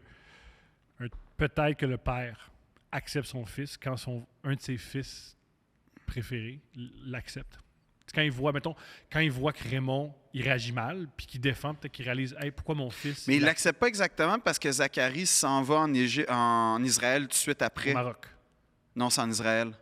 Pas au Maroc. C'est en Israël. Il suit la trace de Jérusalem parce que sa mère a toujours rêvé d'aller en Israël. C'est en Israël? Mais c'est filmé au Maroc. Probablement, je sais Tu pas. vérifié si c'est au Maroc ou c'est. Non, c'est en Israël. Dans le film. Dans le film. Dans le film, Pas c'est en Où Israël. il filme, mais où. Non, je suis sûr Ok, cool. à 100 000 % que c'est en Israël, puis qu'il va à Jérusalem. Oui, puis ça explique parce qu'il y a aussi un club gay au Maroc. Je sais pas. Non, puis il y a des Juifs, des Juifs orthodoxes qui, genre, font une prière devant un genre de mur de lamentation, mais c'était pas le mur, en tout cas. Mais ça se peut que ça a été tourné au Maroc, C'est néanmoins. tourné au Maroc, c'est quasiment certain. Fait que voilà. Sinon, un autre film de drogue. Il y en a un d'Alexis Martin, Les herbes hautes, une affaire de même, qui fait il y a pas longtemps, je l'ai pas vu. Il y a La loi du cochon avec... Des fois, les noms de films. Ouais, avec Jean-Nicolas Véro. C'est ça? Avec Jean-Nicolas Véro, Christian Bégin fait un genre de propriétaire de concessionnaire de 4 roues, comme vraiment cow-boy, puis vraiment cool. Puis c'est avec... son nom m'échappe. La femme d'Éric Bellé, là. Isabelle... Richer. Oui, c'était avec Isabelle Richer, on coupera, là. C'est avec Isabelle Richer puis Jean-Nicolas Véro. C'est un film, tu sais, comme moi, j'ai aimé, mais c'est pas... Peut-être pas c'est le film mais en tout cas, moi, je l'ai aimé, ce film-là. Mais c'est en début 2000. Ouais. Juste dire, c'est Jérusalem. Fait que C'est en Israël. Israël. C'est en belle allure. Ben oui. Puis... Sais-tu comment je me suis mélangé, puis c'est une vraie affaire? C'est parce qu'Éric Duhem, il a exprimé son homosexualité au Maroc. C'est comme ça qu'il a fait son coming out. Fait que j'ai mélangé Éric Duhem et le personnage. Très bon, ça, Thomas. Ouais, c'est ça que je fais, moi. C'est très bon. Il s'est fait passer par un homme, puis il adorait ça. Sais-tu quoi? On va acheter le livre. Ouais. Le dernier gay? Dans le dernier gay, c'est écrit. Sais-tu quoi? On va lire ce livre-là, on va lire ce passage-là dans un épisode. OK. L'épisode où il apprend son homosexualité. Le dernier gay. Ouais, c'est le dernier. C'est le dernier, Rick? Il n'y en a plus d'autres. Il n'y en a plus d'autres après? C'est fini. Il n'y a plus de gay Il n'y en après? a plus. Ah ouais? Ouais. Ça a arrêté avec Eric? Ouais. Fait que c'est pour ça que Catherine Levac a ment. Parce que le dernier, c'était Eric. Ouais. Ah ouais. Le dernier. Ouais. Ah ouais. C'est le dernier. Je savais pas que c'était le C'est dernier. Le dernier des gays. Ben là, faut le protéger, Rick. Ben oui. Faudrait vraiment pas qu'il disparaisse. Un film de drogue que vous avez parlé une fois, c'est City of Gods, que moi j'ai Oh! trippé vraiment beaucoup. J'ai adoré. C'est ce vrai. film-là. Qu'est-ce qu'il a dit? La cité de Dieu. De Dieu. Ben oui, ça fait une drogue. Ben oui, C'est vrai. pas de Ça, coke, ça, là. ça, c'est peut-être mon préféré. Très Ça douce. m'a marqué. Petit c'est le meilleur méchant de tous les temps. Ouais, parce que c'est un vrai fou psychopathe. Oui. Il est fou, lui. Pineapple Express, je l'ai beaucoup aimé, ce film-là, pour vrai de vrai. Ben oui, c'est correct. C'est un très bon film. Ben, une très bonne T'as aimé, comédie de Toi qui stoner. aimais Johnny Depp, t'aimes-tu Blow? Pas vraiment. T'aimes- J'adore Penelope Cruz dans Blow et les Porsche dans Blow, mais j'ai pas aimé le film. Je trouve que... Non, j'ai pas aimé. C'est qui a réalisé ça, mais c'est pas un réalisateur que j'aime particulièrement. Jonathan Demme, non. Hein? Je sais pas. Sûrement pas. As-tu aimé le film de Tom Cruise, là, American, je sais pas quoi? C'est là? raté. Ouais, c'est ça. raté. C'est raté. J'ai aimé la scène finale où il relie ça au contrat puis le Iron Gate. Là. Ça, j'ai aimé ça. Là, comment... Ben non, mais c'est vrai, c'est une bonne petite scène, ça. Juste comme, OK, ça va être ça la version officielle. Le réalisateur de Blow, c'est Ted Demme. Ouais. Fait que Ouais. C'est-tu le frère à Jonathan? Ted Deem. Bref. Parce que c'est son frère, c'est lui qui a fait le Séance des Agneaux. Les films de Scorsese. Un film de drogue exceptionnel, Casino? si on veut. Mais encore meilleur, du même réalisateur, avec ton chouchou. Léo? Ouais. Departed? The Wolf of Wall Street. Oh, ouais, Film ouais, de drogue, ouais. c'est le meilleur film. Ben oui, ça, c'est un film de drogue de fou, ça. Ah ouais! Mais c'est un film... En fait, c'est un film de décadence totale. C'est ça que j'aime. C'est c'est un film qui a encapsulé puis concentré toutes les décadences d'une époque. en un film de 2 heures et qui est capable, par ailleurs, de rendre ça comique. Ça, là, c'est toute la décadence des années 90, en fait. C'est ça que j'aime de ce film-là, avec Léo, by the way. Et j'aime le soin de la direction artistique avec les vestons parfaitement coupés comme dans les années 90 là-bas. Mais, ouais, non, ça, c'est un grand film, là, je pense, Wolf of Wall Street. Chris Ryan, un éditeur au site de Ringer que j'aime beaucoup, qui a des super podcasts. Entre autres, c'est Chris Ryan, c'est un de ses podcasts qui a inspiré Deux Princes. Yeah. Ah ouais? Ouais. Un des trucs qui m'a... C'est cool, je sais pas ce qui nous a inspirés. C'est... Moi, je pensais que c'était ma présence. Oui, la muse de Deux Princes, c'est toi. Yeah. Parce que la vraie idée que j'ai faite, je me rappelle, j'ai dit à Steph, Phil est tellement bon, il faut que je trouve un moyen de l'avoir à chaque épisode. Puis là, j'ai réfléchi. Mais t'aurais pu faire comme en... Tu sais, en Corée, chaque pièce a une photo de Kim Jong. Puis t'aurais pu mettre une photo, puis j'aurais été là. Si tu m'envoies une photo de ton pénis, je mets une photo de ton pénis dans toutes les pièces, y compris la chambre de ma fille. Tout, puis tu penses que ça va me convaincre? Il y a zéro chance. Sais-tu quoi? Même, OK, je recommence mon offre. Pas la chambre de ma fille. Dans toutes les pièces. Y compris la table de chevet de Steph. Ça, je sais que pour toi, c'est comme le plus grand honneur. C'est le plus grand honneur. Oui, oui. C'est obligé de donner un bec à chaque nuit. C'est le plus grand honneur pour toi. Oui. C'est l'intronisation au temple de la renommée. C'est tout en même temps, mais non. C'est un honneur que je refuse. Et pour revenir, le podcast qui m'a beaucoup inspiré, c'est Chris Ryan et Chuck Klosterman qui parlent ensemble. Ça s'appelle We Talk About Music, je crois. J'ai oublié le titre du podcast. Ils parlent de musique. Il y a un sujet à chaque fois, une question à chaque fois. Puis je me suis dit, ça peut juste être ça. Oui. Ben oui. Mais mettons un film de Basketball Diaries, je l'ai réécouté récemment, ça a bien vieilli. Ce qu'il disait Chris Ryan par rapport à The Wolf of Wall Street, il disait ils sont présentés comme des pirates. OK, ouais, je comprends. Ils payent, ils se saoulent, puis ça explique pourquoi le yacht est aussi important. Ils sont aussi souvent sur un yacht. Là, il y a aussi même une scène... Il y a 3 scènes de yacht. Mais c'est beaucoup. 4. C'est rare les films avec des yachts. Il y a une scène, premièrement, où ils garochent son argent à un gars de police. Ouais. Il y a les scènes où ils font, comme dans les vidéoclips, là, où ils font comme ça. Et il y a aussi une scène où il y a... Le bateau coule. Voilà. Tu sais que c'est une vraie histoire, ça, en passant? J'en doute pas. Pour vrai, puis c'était le yacht de Coco Chanel. C'est extraordinaire. Oui, c'est le bateau de Coco Chanel à l'époque. Qui était, on le souligne... Une collaboratrice des nazis. Tadam! Avec un nom de code et tout. Ouais. C'est un espionne nazi. Mais Chanel a une autre version. J'imagine. Moi aussi, si j'étais nazi, j'aurais une autre version. Oui, elle avait pas eu le choix pour avoir sa... Oui, OK. Voilà. Mais oui, c'était connu quand même, les petites fréquentations de Coco avec les officiers allemands. D'ailleurs, il y a un super podcast sur la rafle à Paris du Veldiv sur France Culture en ce moment. Je vais juste le recommander. Let's go. Je suis vraiment content. C'est vraiment bon. Non, pour vrai, c'est vraiment bon. Écoutez ça. Vite de même, on a-tu un film de drogue qu'on a oublié? Wolf of Wall Street. Ben, Thomas, c'est sûr qu'il y en a beaucoup. Non, mais épique, là. Qu'on fait oh mon Dieu, j'en reviens pas qu'on n'a pas parlé de ça. Est-ce un film français de drogue? Il y a un film avec que j'ai bien aimé avec Isabelle Huppert qui s'appelle La Daronne. Cool. Qui n'est pas exceptionnellement bon, mais vu que c'est Isabelle, ça marche. Qui est... j'étais un peu, justement, sur le oui dans l'écoutant, fait que t'as pas là. Ben, c'est parce que moi, Isabelle, en tout temps, fait que ça va, mais c'est une madame, genre, qui se ramasse avec, je me souviens pas trop comment, mais vraiment une quantité de weed, puis qui commence à le vendre, puis vu qu'elle est comme une petite madame, personne s'en rend compte, mais c'est comme... La série Weeds est bonne. Weeds, j'ai aimé ça. Weeds, ouais, première saison, parce qu'à un moment donné... Une grande œuvre où la drogue est assez présente, mais c'est pas un film, c'est pas un sur la drogue. 6 Feet Under. Je trouve que une des séries, une des œuvres qui parle le mieux de la drogue, c'est 6 Feet Under. Avec le frère de Brenda, puis tout ça. Puis surtout la petite fille. La petite fille aussi qui est ado. Ouais. Ouais. Mais moi, j'ai réécouté... La scène la plus drôle, c'est quand il prend l'ecstasy sans s'en rendre compte. Ouais, ça c'est le fun. Marrant. Mais sincèrement, j'ai réécouté Basketball Diaries avec Léo, justement, il n'y a pas longtemps. Puis ça a vraiment pas si mal vieilli en tout cas aussi mal vieilli que je pouvais le croire. Ça, c'est un film des années 90. Il y a du surjeu un peu. Léo, il n'est pas encore parfaitement accordé. C'est un enfant. Le film est bon, mais honnêtement, le livre est vraiment, vraiment bon. C'est une de mes lectures d'adolescence qui m'a marqué parce que c'est l'histoire d'une déchéance. Puis ça va beaucoup plus dans le détail, chose que le film n'exploite pas du tout, mais qui est omniprésente dans le livre, omniprésente, en tout cas très présente dans le livre, c'est son espèce de rapport très ambigu avec l'homosexualité-prostitution, où parce qu'il n'y a pas le choix pour trouver de la drogue, il va dans les parcs, dans les toilettes de Central Park, puis tout ça, puis c'est décrit avec une certaine précision. Je recommande, si vous êtes capable, de le lire dans la langue originale, parce que Lewis Carroll a vraiment une... c'est Jim Carroll, excusez. Jim Carroll a... Lewis Carroll, ça, c'est Ouais, c'est autre chose.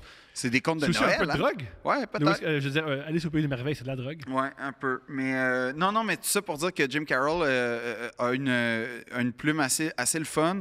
Puis c'est un livre vraiment... C'est un genre de coming of age, mais trash. Parce que c'est quelqu'un... le film... En fait, c'est comme... Imaginez que le film, c'est les bouts les plus racontables. Puis dans le livre, tu as les bouts qui se racontent pas, justement, quand il rentre dans une toilette, puis que... Comme... Ouais, il fait ce qu'il a à faire pour avoir 5 piastres. Là. Je comprends. Puis je peux... Ah, c'est ça qui est cool, la littérature. Tu peux aller plus loin. Parce que c'est dur de regarder un enfant pour faire « Salut », tu vas faire une fellation. Ouais, ben dans un film, c'est un peu bizarre. Voilà. Dernière recommandation de littérature, on est parti. Si vous avez aimé Le Wolf of Wall Street, oui, il y a le livre, mais moi, je vous recommande Le Bûcher des Vanités de Tom Wolfe. Oui! Parce que, selon... Tu veux-tu répondre? Non. C'est que tu me fais penser à un autre film, à un autre livre. Je vais aller le chercher pour avoir le titre précis. Regarde, pendant que je parle, fais Ouais. ça. Ce qui s'est passé, c'est que quand... J'ai oublié son nom, c'est William Belfort, je pense qu'il s'appelle. Ou bref, le protagoniste, quand il était en prison, Ouais. parenthèse, son compagnon de cellule, c'était un des gars de Cheech and Chong. Et c'est lui qui a conté son histoire, puis il a dit, tu devrais faire un livre. Et ce qu'a fait le gars, c'est qu'il a lu Le Bûcher des Vanités, puis il a dit, ça, c'est mon modèle. C'est Le Bûcher des Vanités, c'est un film des années 80, un livre des années 80, écrit par Tom Wolfe. N'écoutez pas le film, c'est raté. Le Bûcher des Vanités, c'est une grande œuvre de littérature américaine. Vous pouvez le lire en français. Moi, j'ai lu en français, puis c'est super le fun. Et c'est un livre génial ce qui est génial du livre, c'est que ça montre que la plupart des gens de pouvoir, à quel point ils sont hypocrites puis ils mentent. Et qu'une histoire, il y a différents points de vue à une histoire et que c'est rarement ce qu'on nous montre. Et ça, c'est une belle leçon. Ben, je vais le lire parce que je ne l'ai jamais lu, je pense. C'est vraiment cool comme livre. Mais moi, moi, c'est un livre qui a changé ma personnalité. C'est vrai? Parce que j'essayais de parler comme dans le livre, mais c'était traduit par un français de l'américain. OK. Je dis des choses comme la Merloc. Wow. Puis Tu pensais un peu Louis-Ferdinand Céline puis tout? J'étais pas antisémite, mais... Ni misogyne, ni raciste, ni... Ça, oui, je l'étais, mais j'étais pas antisémite. Ça a été ta découverte avec toi-même, ça. Hein? Mais c'est un grand livre. Si vous voulez lire le livre, lisez pas sur Tom Wolfe, vous allez être déçus. C'est un gars qui a défendu Bush jusqu'à la fin de ses jours. Ben, moi, le livre... Ça, tu vas l'aimer, Tom Wolfe, il est toujours en habit. Ah, ça, j'aime ça. Il est toujours en habit blanc. Mais tu sais, Tucker Carlson, il porte tout le temps des petits nœuds papillons, puis je l'haïs pour autre. Ah, mais t'aimes pas les nœuds papillons, toi? J'haïs pas les nœuds papillons. J'aime pas les nœuds papillons préfaits ou en bois. Mais... non, c'est Rob... Ah, il est mort! Excuse. Oh my God, ça me fait de la peine. C'était un de mes auteurs préférés. Robert Goulrick, qui est mort le 29 avril 2022. Oh. Excuse. Ouais, mais je viens de l'apprendre. A écrit un livre qui s'appelle La chute des princes en français ou The Fall of Princes en anglais. Yo, bon titre. Ouais, parce que ça raconte... Si vous avez aimé Wolf of Wall Street, c'est la même époque. Peut-être un peu avant, là, fin 80. Peut-être l'époque Wall Street, le film, justement, fin 80, début 90. Puis plus mi-80. Mais c'est cette espèce de décadence-là, mais à travers le regard d'un homme qui est conscient de ce qui se passe. C'est pas comme Wolf of Wall Street où c'est juste un récit décadent, puis on est dans une espèce d'affaire rabelaisienne. Là. C'est juste un gars qui est conscient. Je décris une scène, par exemple, puis ça peut donner le ton. Il sort de l'université, je ne me souviens pas exactement laquelle, mais une genre de grosse université. Il y a un stage à New York pour une firme, puis c'est une secrétaire, on est dans les années 80, qui l'accueille, puis il la regarde, puis il dit « Cette fille-là est beaucoup plus intelligente que moi, beaucoup plus formée que moi, mais pourtant, la seule chose qu'elle peut espérer, c'est un jour devenir la secrétaire du boss. » Wow. C'est un peu ça, ce regard, perpétuellement ce regard-là. Puis c'est un livre de... en format poche, je pense, c'est à peine 200 pages, peut-être pas 250 ou à peine. Fait que c'est un livre qui peut se lire assez rapidement si ça vous intimide. C'est pas, tu sais, un bon livre de drogue, Le Plongeur, en passant. Ouais! C'est vrai? J'ai croisé Stéphane en passant la rue, Oui! que je salue. Il est cool, Stéphane. Ouais. Allez à la Taverne du Pélican, les amis. C'est tout. Ouais, c'est ça. On va faire une belle pub. Ouais. C'est un livre, je pense que si ça vous intéresse, en tout cas, on en a déjà parlé dans le podcast littérature, qu'on serait dû pour en faire un deuxième d'ailleurs. Quand tu veux. Puis, Le prochain épisode, ça va être ça. c'est un livre qui est vraiment le fun parce que c'est un. Puis là, j'aime pas ça dire ça, mais si ça vous intimide, la lecture, Le Plongeur va pas vous intimider. Moi, c'est pas un livre intimidant. C'est long. Mais, comme Anthony l'a lu puis il aime pas beaucoup lire, c'est Oui. intimidant. Non, j'adore. Je lis beaucoup. Ah, je savais pas. Mais c'est long. Ah, c'est je long. lis vraiment beaucoup. Mais c'est pas intimidant. C'est pas comme tu rentres dans une affaire, puis là, tabarnak, c'est quoi? C'est pas Ah, le- non, c'est non, pas- mais c'est quand même une bonne brique. C'est quand même des Oui, longs oui. textes. Tu peux... Moi, ce que je vais conseiller à quelqu'un qui commence à lire, c'est des trucs, tu sais, mettons, Sport et divertissement de Jean-Philippe Barry-Guerrard. On l'a, Ah, là. oui, Il oui. est juste là. Mais ça se lit bien pour quelqu'un qui ne le lit pas souvent parce que tu peux arrêter vite. Ouais. Ou des nouvelles, des recueils de nouvelles peut-être, mais je trouve que Le Plongeur, si tu as le goût de t'attaquer à un livre un peu plus massif, c'est une très bonne porte d'entrée. Puis c'est un univers que, on a tous connu plus ou moins de loin ou de près ce qu'il raconte. Ben, on a tout. Ce qui est génial, c'est un peu à propos d'un restaurant. On est tous déjà allés au restaurant. En plus. On est tous déjà intéressés aux coulisses. Oui, mais bref, un de nos grands livres. Puis, mais ouais, non, Robert Goulrick, La chute des princes, c'est un peu autobiographique par ailleurs, puis c'est vraiment bon. Puis Robert Goulrick, Goolrick. Magnifique. Ça se trouve un peu partout. Puis c'est vraiment le fun. C'est très poche comme critique littéraire. C'est vraiment le fun comme livre, mais c'est un bon livre. Mais oui, c'est bon. Ouais. La couverture est folle en passant. Elle est vraiment belle. C'est comme des gars des années 80 avec une fille au milieu, puis dans une genre de limousine. C'est une photo qui n'a pas rapport, je pense, mais qui est parfaitement représentative de... Ça évoque le livre. Oui, vraiment. Comme une belle photo, une belle couverture. Yeah. Parce que Dieu sait que c'est pour ça qu'on achète des livres, Entre la autres. couverture. Entre autres, ça peut aider. Et c'est vrai que les anglo-saxons, ils ont un souci de la couverture qui est vraiment Ouais, puis intéressant. c'est un art. Même le plongeur, la couverture a un lien avec le livre. Ouais. Parce que c'est un graphiste qui Ouais. aime le métal. Puis Ouais. ça- Puis on revoit plein d'éléments du livre. Mais d'ailleurs, Anéantir de Houellebecq, tu sais qu'il a spécifiquement commandé lui-même, il a commandé et contrôlé le livre, l'objet. Mhm. Il a voulait un livre carré, comme les Allemands, en carton, puis tout ça, puis tel typo, puis parce qu'il n'aimait pas les livres de... Lui, il est au Seuil, il me semble. Pas Gallimard? Non, il n'est pas Gallimard. OK. Il est au Seuil, je pense. Mais ça fait partie des trucs que moi, il m'intéresse beaucoup. Tu sais, comme celui-là de Jean-Philippe, là, c'est les éditions de ta Prends-le, mère. je t'en prie. Manuel La Vie sauvage. On le voit, là. Manuel on La l'a, Vie là. sauvage, il est juste là, mais toutes On a- les éditions... On a les deux. Prends les deux. éditions Prends les deux. Prends Ta les deux, on les a. Mère, je trouve l'édition est fabuleuse. Fait que ça m'a intéressé à tous leurs autres livres. Puis ceux-là de Stéphane aussi. Veux pas, la couverture en carton, le Ça, style c'était le d'imprimé. Cartanier, Stéphane, il me semble. Ça, c'est le Ouais, c'est ça. Cartanier. Ces ça, éditions-là, Ouais. tous leurs livres ont de l'air vraiment beaux. Puis Ouais. quand tu checkes un peu le Ah, contenu ça, qu'il ça y n'a pas a, rapport à la drogue, mais grand livre. Grand roman. Ouais, il faudrait que je le lise. Grand, ben prends-les. OK. Mais ça, c'est le Cartanier. C'est très distinct, là, leur... T'aimerais Alain, en plus. T'adorais Alain. Je suis pas mal sûr que oui. Le connais-tu? Pas Vous devez personnellement. chiller ensemble, vous tripez. Puis, c'est un grand ami à Stéphane. Ah ouais? Ça, c'est Sport et divertissement de Jean-Philippe. Voilà. Manuel La Vie sauvage, qui va être adapté avec Louis Morissette. C'est fait. C'est fait. C'est Qui est fait. adapté avec Louis C'est sur Morissette. la série plus. Ah ouais? Qui est adapté avec Louis Morissette. Fait que, au ton de Philippe est d'accord. Ben, c'est parce que... Je t'écoute. Non, j'ai pas envie de faire du montage. Exact. Dis rien. Si j'ai pas envie d'avoir des Non, non, messages. c'est ça. Demain, là, j'étais avec ma fille, là, je sais pas. Exact. Tu veux-tu moi qui panique? Non. Non, mais c'est tout. Je veux dire, c'est tout. Encore, il y a rien. Il est content. Il est content. Il est content. J'ai rien à dire. C'était T'as avec Louis rien à dire. Morissette. Fait qu'on va rien dire. C'est ça?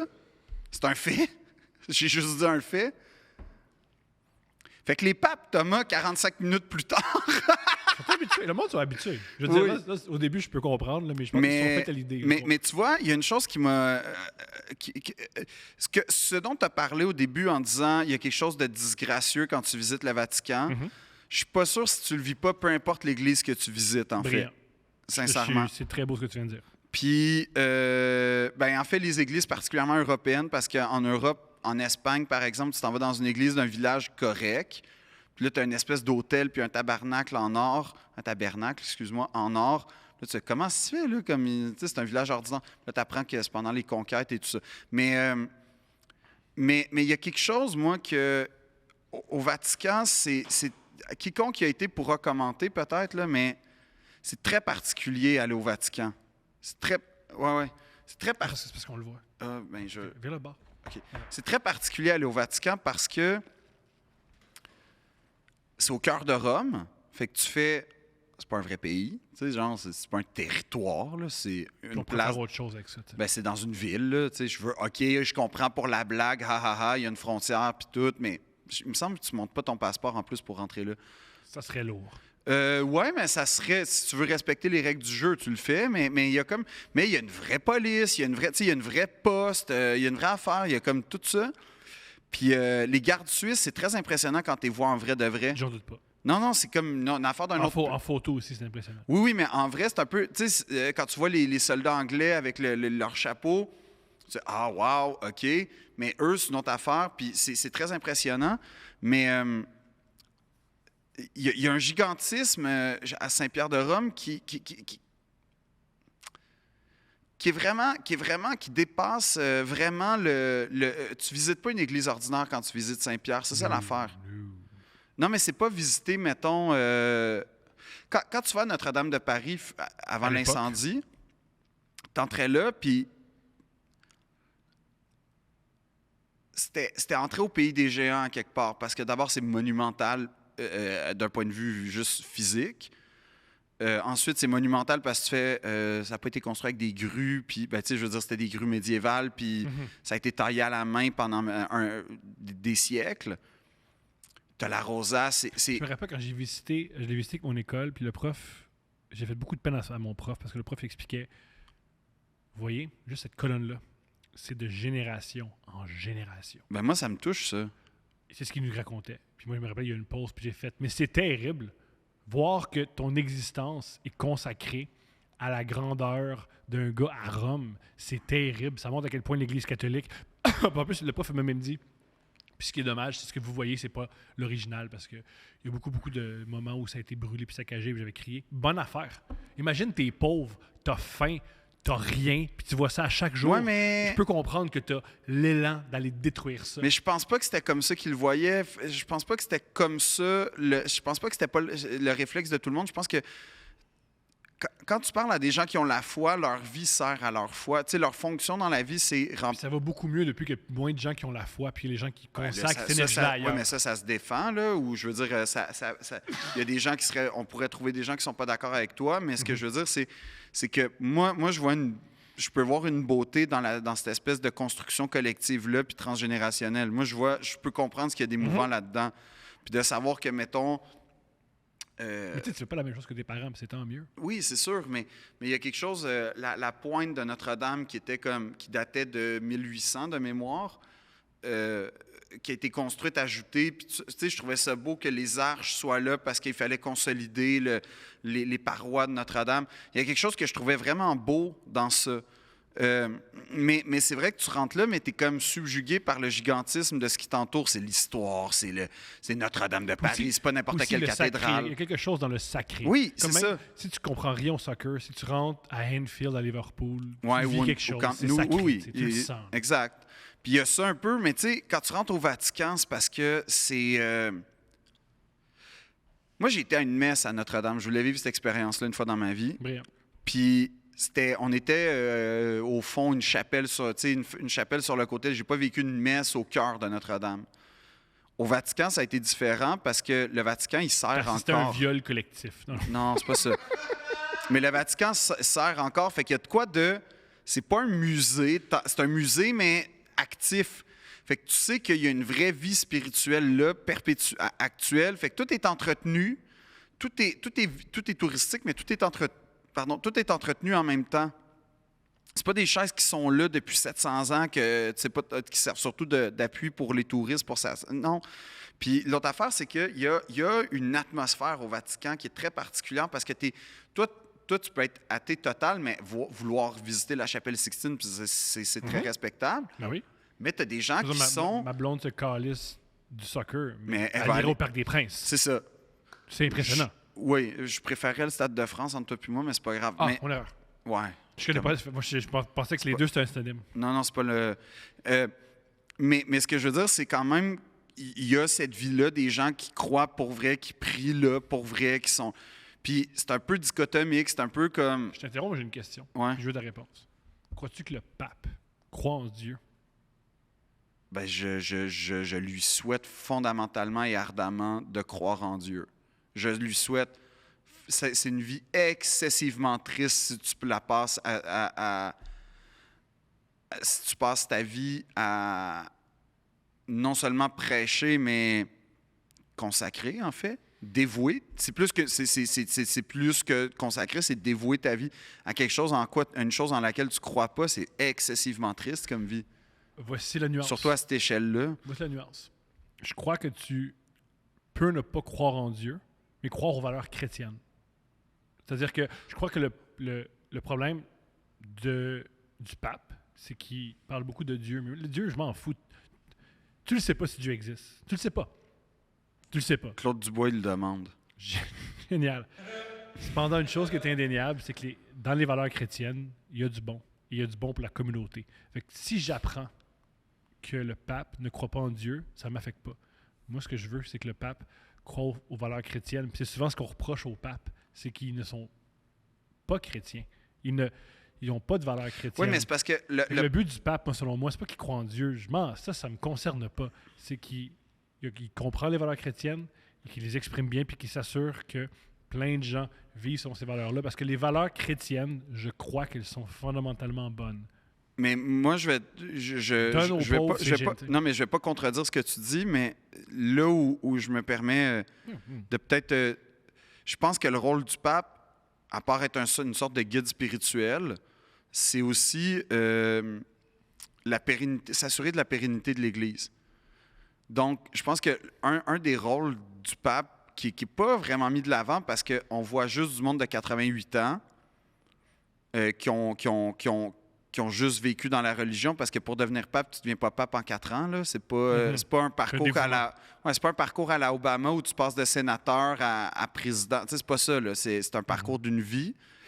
Puis généralement, c'est des gens qui sont entrés dans les ordres à la fin de l'adolescence, voire peut-être au début, surtout les plus anciens papes.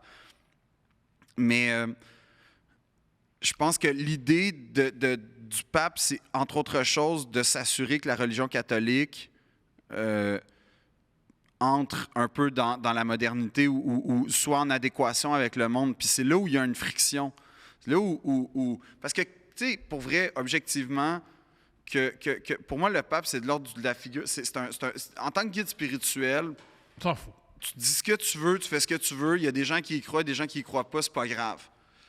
Mais là où je trouve que c'est intéressant, des fois, c'est qu'il y a de la modernité dans le Vatican. Minime, comme avec la monarchie. Ben, le pape est sur Instagram. Ouais, entre autres, mais... En passant, suivez le pape sur Instagram. Ça doit être formidable. C'est extraordinaire. Mais non, mais pas juste. C'est que, tu sais, il a ouvert quand même le dialogue, François, c'est-à-dire pape François, sur le mariage de même sexe. Tu sais, il n'a pas dit qu'il cautionnait, mais il a quand même dit... moyen que peut-être. C'est ça. Il y a eu un moyen... Ouais, mais c'est bien mieux que Jean-Paul II puis Benoît XVI. Je suis d'accord. Carrément, c'était genre non. Puis les papes, en fait, quand tu élis un pape, c'est ça que je voulais dire il y a 73 minutes, en fait, c'était que tu élis un genre de... Tu élis une philosophie quand tu élis un pape. Tu fais... Ce qui est élu, c'est quelqu'un qui porte une conception de la religion. Ouais. Fait que c'est pour ça que c'est intéressant quand le cardinal Ouellet a failli être élu, parce qu'au Québec, on Très conservateur. Exact. Au Québec, on était comme, all right, un pape québécois. Puis là, tu lisais ses positions. C'est le t'es gars comme... le moins québécois du monde. Il représente mal.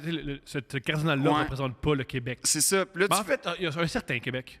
Ben, un certain Québec. Un certain Québec. Que je méprise. Et que, Oui, moi aussi, qui que est pas je mon, milite, mais qui est pas celui dans lequel je me reconnais, puis Voilà. qui est pas celui il existe. qui existe. Puis il est fort.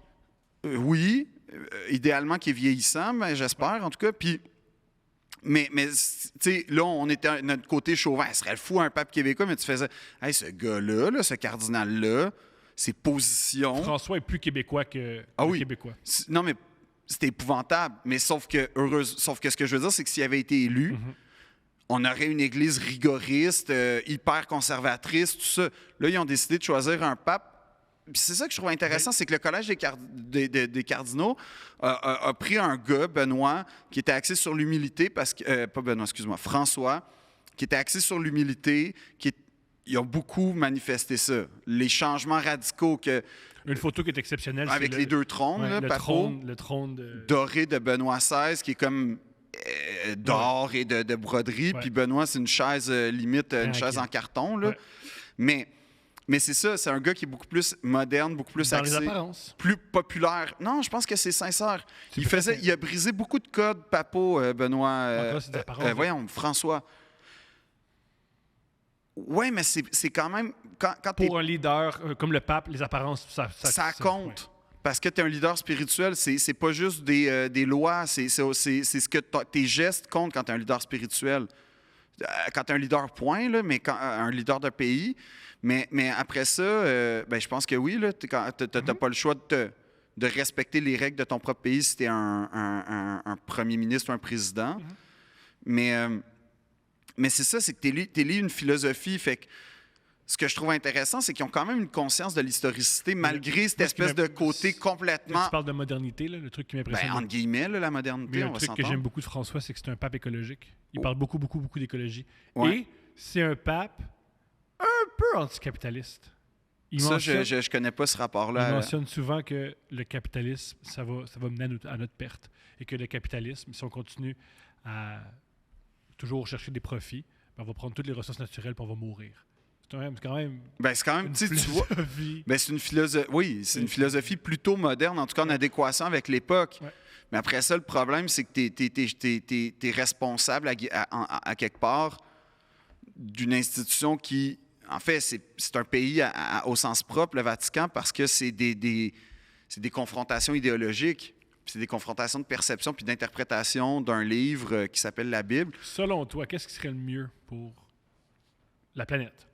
Est-ce que c'est mieux que le pape se modernise et que le pape, à chaque, disons, 50 ans, puis ça prend 50 ans environ un règne de pape avec la médecine d'aujourd'hui, qui se modernise tranquillement et qui encourage des chrétiens à changer leur philosophie?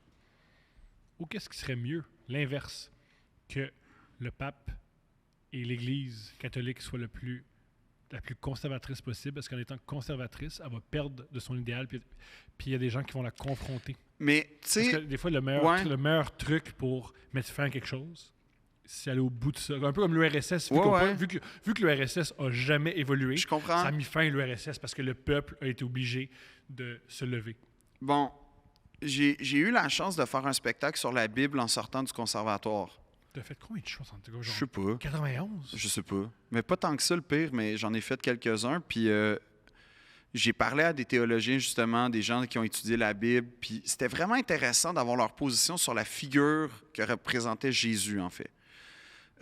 C'était pas la figure historique en passant, il est né de telle année à telle année. C'était pas la figure théologique dans le sens d'un curé pourrait dire Jésus a la vérité. Puis c'était juste l'interprétation philosophique de la... C'est un philosophe, Jésus. Ben, la représentation de Jésus, philosophiquement, c'était quoi? Puis, de façon assez intéressante, Jésus proposait des idées nouvelles, C'est un révolutionnaire. révolutionnaires, C'est la première religion qui s'adresse à la population. premièrement. Ensuite, c'est des idées d'acceptation et de tolérance. Ouais. Fait là, je sais que il y a des gens qui connaissent ça puis qui ont ou des gens qui ont des expériences qui pourraient nous contredire, mais néanmoins, L'idée, là, oui. Jésus, la figure, qu'on connaît et représentait de la modernité, en fait. Il bousculait... Féministe? Oui. Jésus était féministe. oui. Jésus protégeait les femmes. Jésus oui, disait... selon la mythologie catholique, en tout cas. Bon, il protégeait les prostituées. Oui, c'est ça. Mais bref, il y a énormément d'éléments dans sa biographie théologique qui permettent de dire « Oh, ça, c'était nouveau. Oh, ça, c'était nouveau. » Fait que pour moi, il y a une façon puis ça a beaucoup changé mon rapport à la religion où je fais « Ah, mais en fait, ce qui est très intéressant, si on voit la religion comme... En fait, l'œuvre de Jésus, c'est d'être tout le temps aux avant-gardes de la modernité puis de l'acceptation de l'autre. Si on respecte ça, je trouve que ça se défend de dire hey, « Moi, je ne trahis pas Jésus parce qu'aujourd'hui, dans la société, l'homosexualité est acceptée par beaucoup de gens. C'est un fait, c'est une normalité. C'est pas... c'est pas nouveau, puis c'est pas bizarre. Ouais, puis on n'est pas non plus en l'an 4 où tu n'avais pas de préservatif puis que quelconque pratique sexuelle qui pouvait entraîner des maladies incontrôlables puis des épidémies. C'est pas ça non plus la réalité d'aujourd'hui, depuis, si tu veux mon avis, depuis pratiquement des siècles. Là, mais donc, autrement dit, il y a moyen de vivre heureux en étant différent, entre guillemets, selon les préceptes religieux. Là, en ce moment, non, mais c'est pour pas qu'on pense que... Personne ne pense que tu es homophobe, pas du tout. Mais c'est juste que je trouve que si on trouvait selon moi, que la religion se modernise ou pas, je ne sais pas à quel point ça va changer. Il ne va pas, mettons, que le pape accepte le mariage gay, que les curés... Moi, je veux jamais qu'ils l'acceptent. Parce qu'en ne l'acceptant pas, ils vont perdre de leur force. Ils vont parler tout seuls. Ben, peut-être, ou en tout cas... Puis moi, je suis d'avis que cette religion-là ne devrait pas avoir du pouvoir. Parce que on l'a vu, et on le voit, ça fait des siècles, là. Ça fait des millénaires. Milliers d'années. Des millénaires. Gère très mal le pouvoir, cette gang-là. Ben, pas juste ça, c'est aussi, que... avant d'accepter... Oui, le mariage gay, soit. Accepter une femme aussi. C'est juste une femme. Une. Non, mais une femme qui donne son opinion. Parenthèse, les pires moments de l'histoire de Charles Beauchesne sur les papes est un très bon épisode, si vous voulez parfaire vos connaissances papales. Mais... non, mais il y a de quoi où, pour moi, je serais très curieux de cette expérimentation-là où on décide de faire de la religion selon la figure philosophique que représentait Jésus, c'est-à-dire un pied dans la modernité puis juste s'humaniser à quelque part. Je serais très curieux de voir cette expérience-là avec l'Église catholique parce qu'il y a des gens qui probablement perdraient leur compas moral puis ils seraient complètement déboussolés à faire « Ben là, c'est parce que moi, on m'a dit toute ma vie que... fallait pas faire ci, ça, puis là, tu me dis que finalement, ça se peut. Parce qu'à chaque fois, comme Vatican II, quand ils ont essayé de moderniser l'Église avec Vatican II, c'est-à-dire, je veux pas parler à travers mon chapeau, mais il y a eu il y a eu une modernisation de l'Église où c'était moins rigoureux, on appelait ça les curés à gogo, là, ils chantaient, puis tout ça, puis bon... C'est arrivé à peu près dans les années 60 de mémoire, le Vatican II. Ça a été un échec lamentable parce qu'ils ont voulu faire « Hey, regardez, on est moderne. » Ouais, mais c'était pas une vraie modernité, c'était une modernité déguisée. Moi, je pense que... Ouais, un peu. C'était une affaire... En fait, c'était pratiquement une opération marketing. Là, parce qu'il ne faut jamais oublier, l'Église catholique a besoin d'argent. Alors, ils vont tout le temps aller chercher des nouveaux catholiques parce qu'ils veulent de l'argent, parce qu'ils donnent de l'argent. Non, mais c'est aussi que la puissance vient avec ton following. Non, ouais. C'est vrai.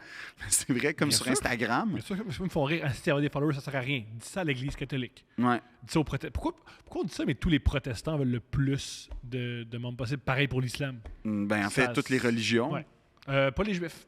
Ben, les Juifs, ils en veulent pas plus. Qualité avant quantité. Voilà, eux, ils éliminent les autres. Non. Qualité avant quantité. Ouais. Mais non, mais je serais très curieux parce que je trouve que la figure philosophique de Jésus est très intéressante en tant que telle. Ouais. Bon, Michel Onfray a d'autres opinions, mais c'est correct. Je ne suis pas philosophe, je ne suis pas théologien, je suis rien, j'ai juste...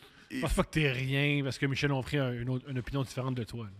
Je ne suis pas philosophe comme Michel Onfray. Effectivement, non, mais t'es pas rien pour autant. Là. Mais j'espère toujours utiliser comme autre chose que les 6 mêmes arguments aussi dans des débats. Ça revient souvent, là. Ces temps-ci, il y a une cassette qui roule. Mais oui, non, tout ça pour dire que je trouve que, en fait, ce qui m'émeut avec l'histoire de l'Église puis des papes, c'est que c'est l'histoire du monde occidental, en fait, qui s'est créée à travers ça, comme avec les monarchies. Mais ceux qui l'ont façonné, ceux qui Voilà. sont les leaders. Voilà. Fait que si tu suis les papes, tu sais Puis ce qui se les passe. papes étaient au-dessus des rois. Tu sais, Henri VIII, il a C'est pour ça demandé... c'est pour ça qu'il y a eu des mouvements de protestation. Ouais, puis que Parce qu'en fait, l'Angli- t'es plus fort que... Attends, pourquoi t'es plus fort que moi? Ben, mais j'ai l'Église une meilleure anglicane. armée? Fuck you. Tu sais, l'Église anglicane, Henri VIII, quand il a voulu se divorcer, puis le pape a fait, ben là, puis là, il a fait, pourquoi moi, on se voit une fois par 4 ans, m'entorche de toi. Je vais fonder ma propre religion. De toute façon, c'est Dieu qui m'a choisi. Tu sais, c'était le roi, là. Mais le pape était au-dessus des rois. Ça, c'est très intéressant. Tu sais, ça devait être un rapport de force assez intéressant, ça aussi. En tout cas, je serais vraiment curieux d'avoir un Aussi, historien au-dessus du de la vin. science. Ben Quand- oui. Non, ils ont parce changé que... les... Ils ont, tu sais, je veux dire... Non, mais l'index religieux est fou, là, quand tu y penses. Là. Les livres mis à l'index, parce que ça ébranlait la moralité. Ou ça ébranlait le... J'ai oublié, là, mais comment ça s'appelle? Les La dogmes. Genèse. Ouais, les dogmes. Quand il y a Copernic et Galilée qui ont fait « Ouais, finalement, c'est pas le soleil qui tourne autour de nous, mais c'est nous qui tournons autour du soleil. » Il a dû être... Ben, c'est pas dans la Bible, fait qu'il faut que tu te taises. Mais c'est pas juste ça, c'est que ça révoquait complètement l'idée... tu sais, ça émettait Qu'on l'idée... était au centre. Ben oui, mais en fait, toute la philosophie des Lumières est intéressante pour ça, parce que c'est la première fois, peut-être pas la première, là, mais je veux dire, c'était... En Occident, parce qu'en Orient avait le même. Oui. Il faut jamais oublier que toutes les C'est idées qu'on ça. a en Occident, ils l'avaient en Orient. Ben oui. Toutes les inventions qu'on En Il y fait, a quelqu'un qui- l'histoire du monde est vraiment occidentale dans notre spectre Ouais. et éducatif. Mais c'est assez intéressant parce que tu sais, les Lumières, c'est pour ça qu'on appelle ça comme ça, c'est un moment où on a pris conscience que l'humain pouvait décider de sa propre destinée, parce qu'à l'époque, ce qu'on pouvait croire, c'était t'es prédestiné par une espèce de destin divin qui te... féodal. Oui, puis ta vie sur Terre est ça. Fait que ça un va être... soldat, Et puis tu vas aller gagner... mourir pour une guerre que tu vas jamais comprendre. Oui, mais tu vas gagner ton paradis en ayant servi la personne plus puissante que... Tu sais, comme... Pour ceux qui savent pas, m'amener, je sais pas à quelle époque, mais il y a un pape qui a réalisé, hey, pour être riche, ce que je vais faire, je vais dire aux gens qu'ils peuvent acheter leur paradis. Ouais, Et c'est ce qui a gonflé ouais. les coffres de l'Église. Tu peux acheter ton paradis. Fait que quand tu commettais un péché, tu donnais de l'argent à l'Église, puis c'était réglé. Ouais. Puis là, il y a eu... non, mais l'histoire de l'Église est parsemée d'incohérences avec leurs vertus. Tu sais, comme, mettons, c'est absolument injustifiable quand tu penses à une Église de bienfait et de bonheur, l'Inquisition, particulièrement l'Inquisition espagnole, où on torturait à mort. Mais quand je dis torture, là, c'est pas... Abu Ghraib, c'est un Club Med à côté de ça, là. Je pense pas que... Oh! On va- Non. Les tortures, on pourrait faire ils ont je te jure, là, je veux Je pense que pas... la torture, c'est la torture. Je pense que Oui, je dirais non, pas mais- à Abu Ghraib. Non, mais ce Je que vois je pas veux les dire... photos d'Abu Ghraib en disant ça, c'était pire à Non. Ben, non. Je veux pas créer une gradation, mais ce que je veux dire, c'est que tu vois des affaires, tu fais, attends, ça se peut pas, là. Ébouillanter du monde, mettre ça dans un chaudron, ébouillanter, attacher des gens par le dos. Tu sais, c'est très Abu Ghraib, par exemple, attacher les gens, puis lever, pendre par les mains, mettre derrière le dos. Mais pas juste, tu Pour ceux qui t'assoyais. ne savent pas, Abu Ghraib, c'est une prison en Irak quand on avait l'Irak. Ouais. Les Américains ont décidé de torturer. En de- fait, non, ça s'appelait pas de la torture, ça s'appelait de... Juste l'information. ouais, là. c'est ça. On allait chercher de l'information. mais tu sais. L'information qui était toute fausse. Parce que Ben, je sais pas, man, tu te fais mettre avec des rats dans une boîte à tu dis souliers. ce que tu veux. C'est prouvé que la torture mène à rien. Ouais, en plus. C'est prouvé que la torture, c'est que ça va juste mener à une information quelconque pour arrêter. Bien sûr. C'est Fait que la clair. torture sert à rien. Bien sûr. Puis d'ailleurs, Quel film faisait la propagande de la torture? Quelle série plutôt? Ouais. 24, c'était la propagande. Ah, c'était sur quel canal déjà? HBO. Fox. Fox? Ah C'était ouais. Fox. Je me souviens pas. Mais si vous voulez Ouais, voir parce que un... moi, les années 2000, mon adolescence, c'était consacré à Aérobush. Moi, j'étais sûr que tout seul, c'est ça mon adolescence. J'ai eu sa bouche. Moi aussi, j'ai Je écrit un voyais- rap sur Bush, mais... C'était bon. J'en doute pas. En anglais, en plus, pour qu'ils l'entendent. Ben oui, bien sûr, il faut qu'ils comprennent. Ben oui. Un Mais film qui est génial sur Bush, c'est un faux documentaire sur l'assassinat de Bush. C'est un très bon j'ai jamais vu documentaire. ça. J'ai vu ça au cinéma. Ah ouais? C'est un faux documentaire sur Bush est assassiné. J'ai jamais vu ce C'est film-là. réussi. Mais il y a un très bon film sur l'Inquisition. Ben, très bon. Un film assez intéressant qui va vous parler, vous montrer d'une certaine façon la cruauté de l'Inquisition, même si c'est une Inquisition un peu tardive, c'est pas l'Inquisition médiévale. Ça s'appelle Goya's Ghost, comme Francesco Goya, le peintre espagnol. C'est avec Javier Bardem. Let's go. Puis Javier est un espèce de curé... Méchant. Ben ouais, Pas qui fin, torture. Et je pense qu'il torture Nathalie Portman, même. Très excitant. Ouais, toi, tu vas le louer ce soir, hein? Ouais. Je vais masturber, ça va être le fun. En voyant Nathalie Portman être pendue par les mains. C'est l'affaire la plus cochonne que j'ai jamais entendue. Javier Bardem qui torture Natalie Portman. Wow. T'as-tu vu Vicky Cristina Barcelona, toi, Oui. dans la vie? Puis Oui. comment tu t'en es sorti? Je sais pas si j'ai jamais sorti. T'es encore là? T'es encore là-dedans, man. Tu sais que ça m'est arrivé souvent de rêver d'être... Parce que Vicky Cristina Barcelona, c'est un film de Woody Allen avec... Scarlett Johansson, Javier Bardem et Penelope Cruz. Et... J'ai oublié les deux gars. Je sais Non, c'est c'est pas les deux gars, c'est l'autre actrice. Là, malheureusement, je connais pas son nom, mais C'est, très excitante. Ah, moi aussi, j'ai oublié son nom. Il s'en occupe, Anthony, c'est son rôle. OK. Trop l'autre actrice, s'il te plaît, Anthony. C'est une actrice anglaise qui s'appelle... J'ai juste Il Emily... s'en occupe, il y a Google. Google, c'est mieux que Ouais. Vas-y. Vicky Cristina Barcelona. Alors, ça raconte l'histoire de Scarlett Johansson et Rebecca Hall, Rebecca qui Hall. est très belle, Ben, t'es époustouflante. et époustouflante. Et en fait, pour dire, Rebecca Hall, c'est comme la pichou un peu de Non, l'histoire. c'est pas C'est pas la pichou, Non, mais... Non. Oh, non. Non, mais tu sais, c'est comme... C'est elle qui dégage le moins dans les personnages, Pas d'accord. son Je personnage. suis pas d'accord. Et elle a une pudeur. Oh non. Que Scarlett C'est ça a qui est pas. excitant. Quoi d'autre? Ben, les commanditaires. Ouais. Moi, j'ai un commentaire sérieux, fait que s'il te plaît... C'est quoi? Parle. C'est qui le commanditaire sérieux? Ah, tu veux que je fasse le commanditaire? Ben, je Donc, peux fouiller. le commanditaire d'aujourd'hui étant la Poste du Vatican. Génial. La Poste du Vatican, mine de rien, c'est dans le monde de la philatélie, paraît-il, vraiment quelque chose de gros d'avoir des timbres postes du Vatican, puis genre l'espèce de tampon du Vatican. Et il y a des timbres qui valent très cher qui viennent du Vatican. Fait qu'en tout cas, la Poste du Vatican. Et sinon, la Pietà de Michel-Ange qui est dans Saint-Pierre de Rome, qui est probablement ce qui se rapproche le plus de la beauté objective. Je ne conçois pas que quelqu'un fasse « c'est dégueulasse ». Tu vas être au moins impressionné par la maestria de Michel-Ange, mais c'est quand tu vois ce que c'est extrêmement émouvant parce que Michel-Ange, en fait, c'est un artiste, c'est un vrai artiste. C'est un artiste qui se servait, il écoutait sa matière. Autrement dit, il prenait le bloc puis il suivait les courbes de la pierre pour tracer son sujet. Et donc, J'ai eu la chance de voir les œuvres de Michel-Ange. C'est l'œuvre d'art qui me le plus touché. c'est émouvant. Dans la vie, là, Non, j'en c'est revenais pas. c'est dans l'histoire de l'humanité. Et la Pietà mérite d'être vue. En fait, si le Vatican vous intimide, vous êtes comme ça va être une église. Premièrement, non, le musée du Vatican regorge d'œuvres. Moi, je pense qu'il intimide les gens, c'est d'aller faire la file pour le passeport. Ouais, en ce moment, ouais. Hein? Quelle Ouais. catastrophe en passant. Là. Ouais. Mais d'ailleurs, l'entrevue de Paul Arcand avec la ministre justifie 100% mon bit Yo, sur pas lui. l'arcan. Mets la caméra sur moi, s'il te plaît, Anthony. Pars jamais de la radio. Oui, c'est C'est vrai. extraordinaire. Non, c'est vrai, c'est un Pars jamais. Ouais, ouais. Yo, pars. C'est de l'argent que tu as besoin? Du Non. temps? Juste.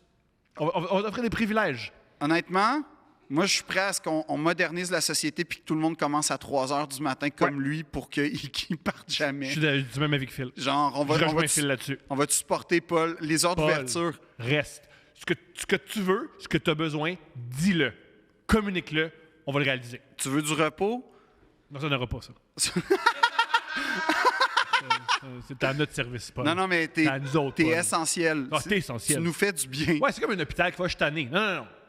Non. Non, Paul, on a besoin de toi, puis en tout cas tout le monde, on a besoin des gens qui ramassent les politiciens compétents. Mais oui, le musée du Vatican, c'est vraiment une visite à faire une fois dans sa vie. Vous allez voir la chapelle Sixtine, vous allez voir l'école d'Athènes, vous allez voir, il me semble, qu'est-ce que j'ai vu? En tout cas, il y a tout, là. Il y a littéralement... Vous allez voir des pédophiles. Non, Thomas, c'est pas juste ça que Je tu veux dire, vois. mais t'en vois quand même. Ben, t'en vois parce que tu présumes que chaque curé est un peu pédo, mais Ouais. c'est pas vraiment ça là, qui arrive. Pas chaque, mais Ben, il y a une bonne proportion, peut-être, historiquement, mais le commanditaire d'aujourd'hui est le Musée du Vatican, la Poste du Vatican et la Pietà au Vatican. mais pas la pape mobile parce que. Parce que Michel Lui, Brûlé a il- essayé ouais. de l'avoir. Un, et deux, idéologiquement, t'es contre le gang show, mais idéologiquement, je suis contre que le pape soit dans une Je trouve que c'est totalement comparable, puis c'est vraiment... C'est totalement comparable. Ouais. Ouais. C'est vraiment pas... C'est vraiment la même chose. Pareil. Ouais. Le podcast est commandité par Olivier Villeneuve.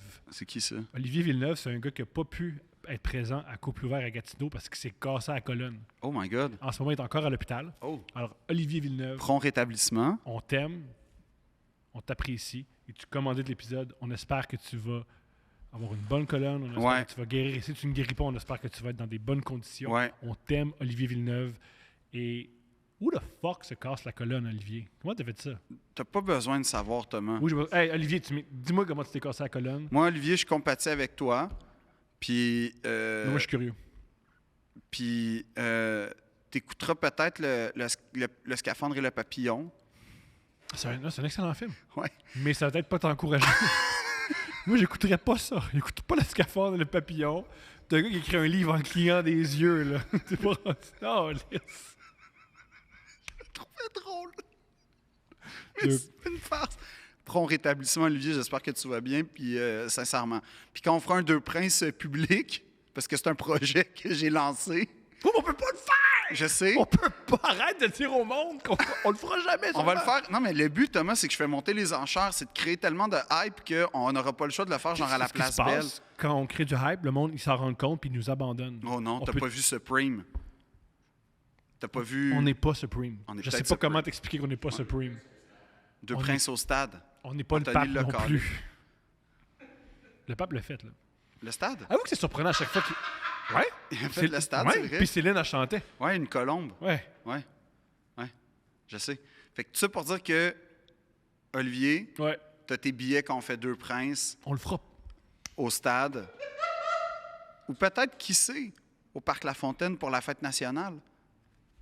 OK. Là... Arrêtez d'écouter, le gars. En plus, c'est moi qui vais l'organiser. C'est compliqué. Vous vous rendez pas compte à quel point c'est compliqué. Exigez-le. Hey, est-ce que ça vous intéresse, tout le monde? Non, mais pour Oui, ça les l'algorithme... intéresse, Calice. Je sais que ça les intéresse, mais non. Non, mais écrivez dans les commentaires, est-ce que ça vous intéresse Non. un show public? Juste Écrivez savoir... ça. Consortium, le monde écrivez écrit- consortium. On veut juste savoir palper le pouls. Peut-être Non, que non. non, écrivez pas à Consortium. Écrivez à la tribu. Si vous voulez un... Non, écrivez à la tribu. Non, écrivez à la tribu, pas à Consortium. Consortium, c'est plus facile. C'est pas eux qu'il faut convaincre. Écrivez à Thomas. Ben, non. Ben, écrivez-moi, moi, j'ai du fun, là. mais- Oui, écrivez à Thomas, puis sinon... Parce que je réponds. Oui, toi, tu réponds. Ouais. Mais pas juste... J'aime que... Moi, je réponds, mais... Textez au ton sel. 514 Hey, deux princes. 555.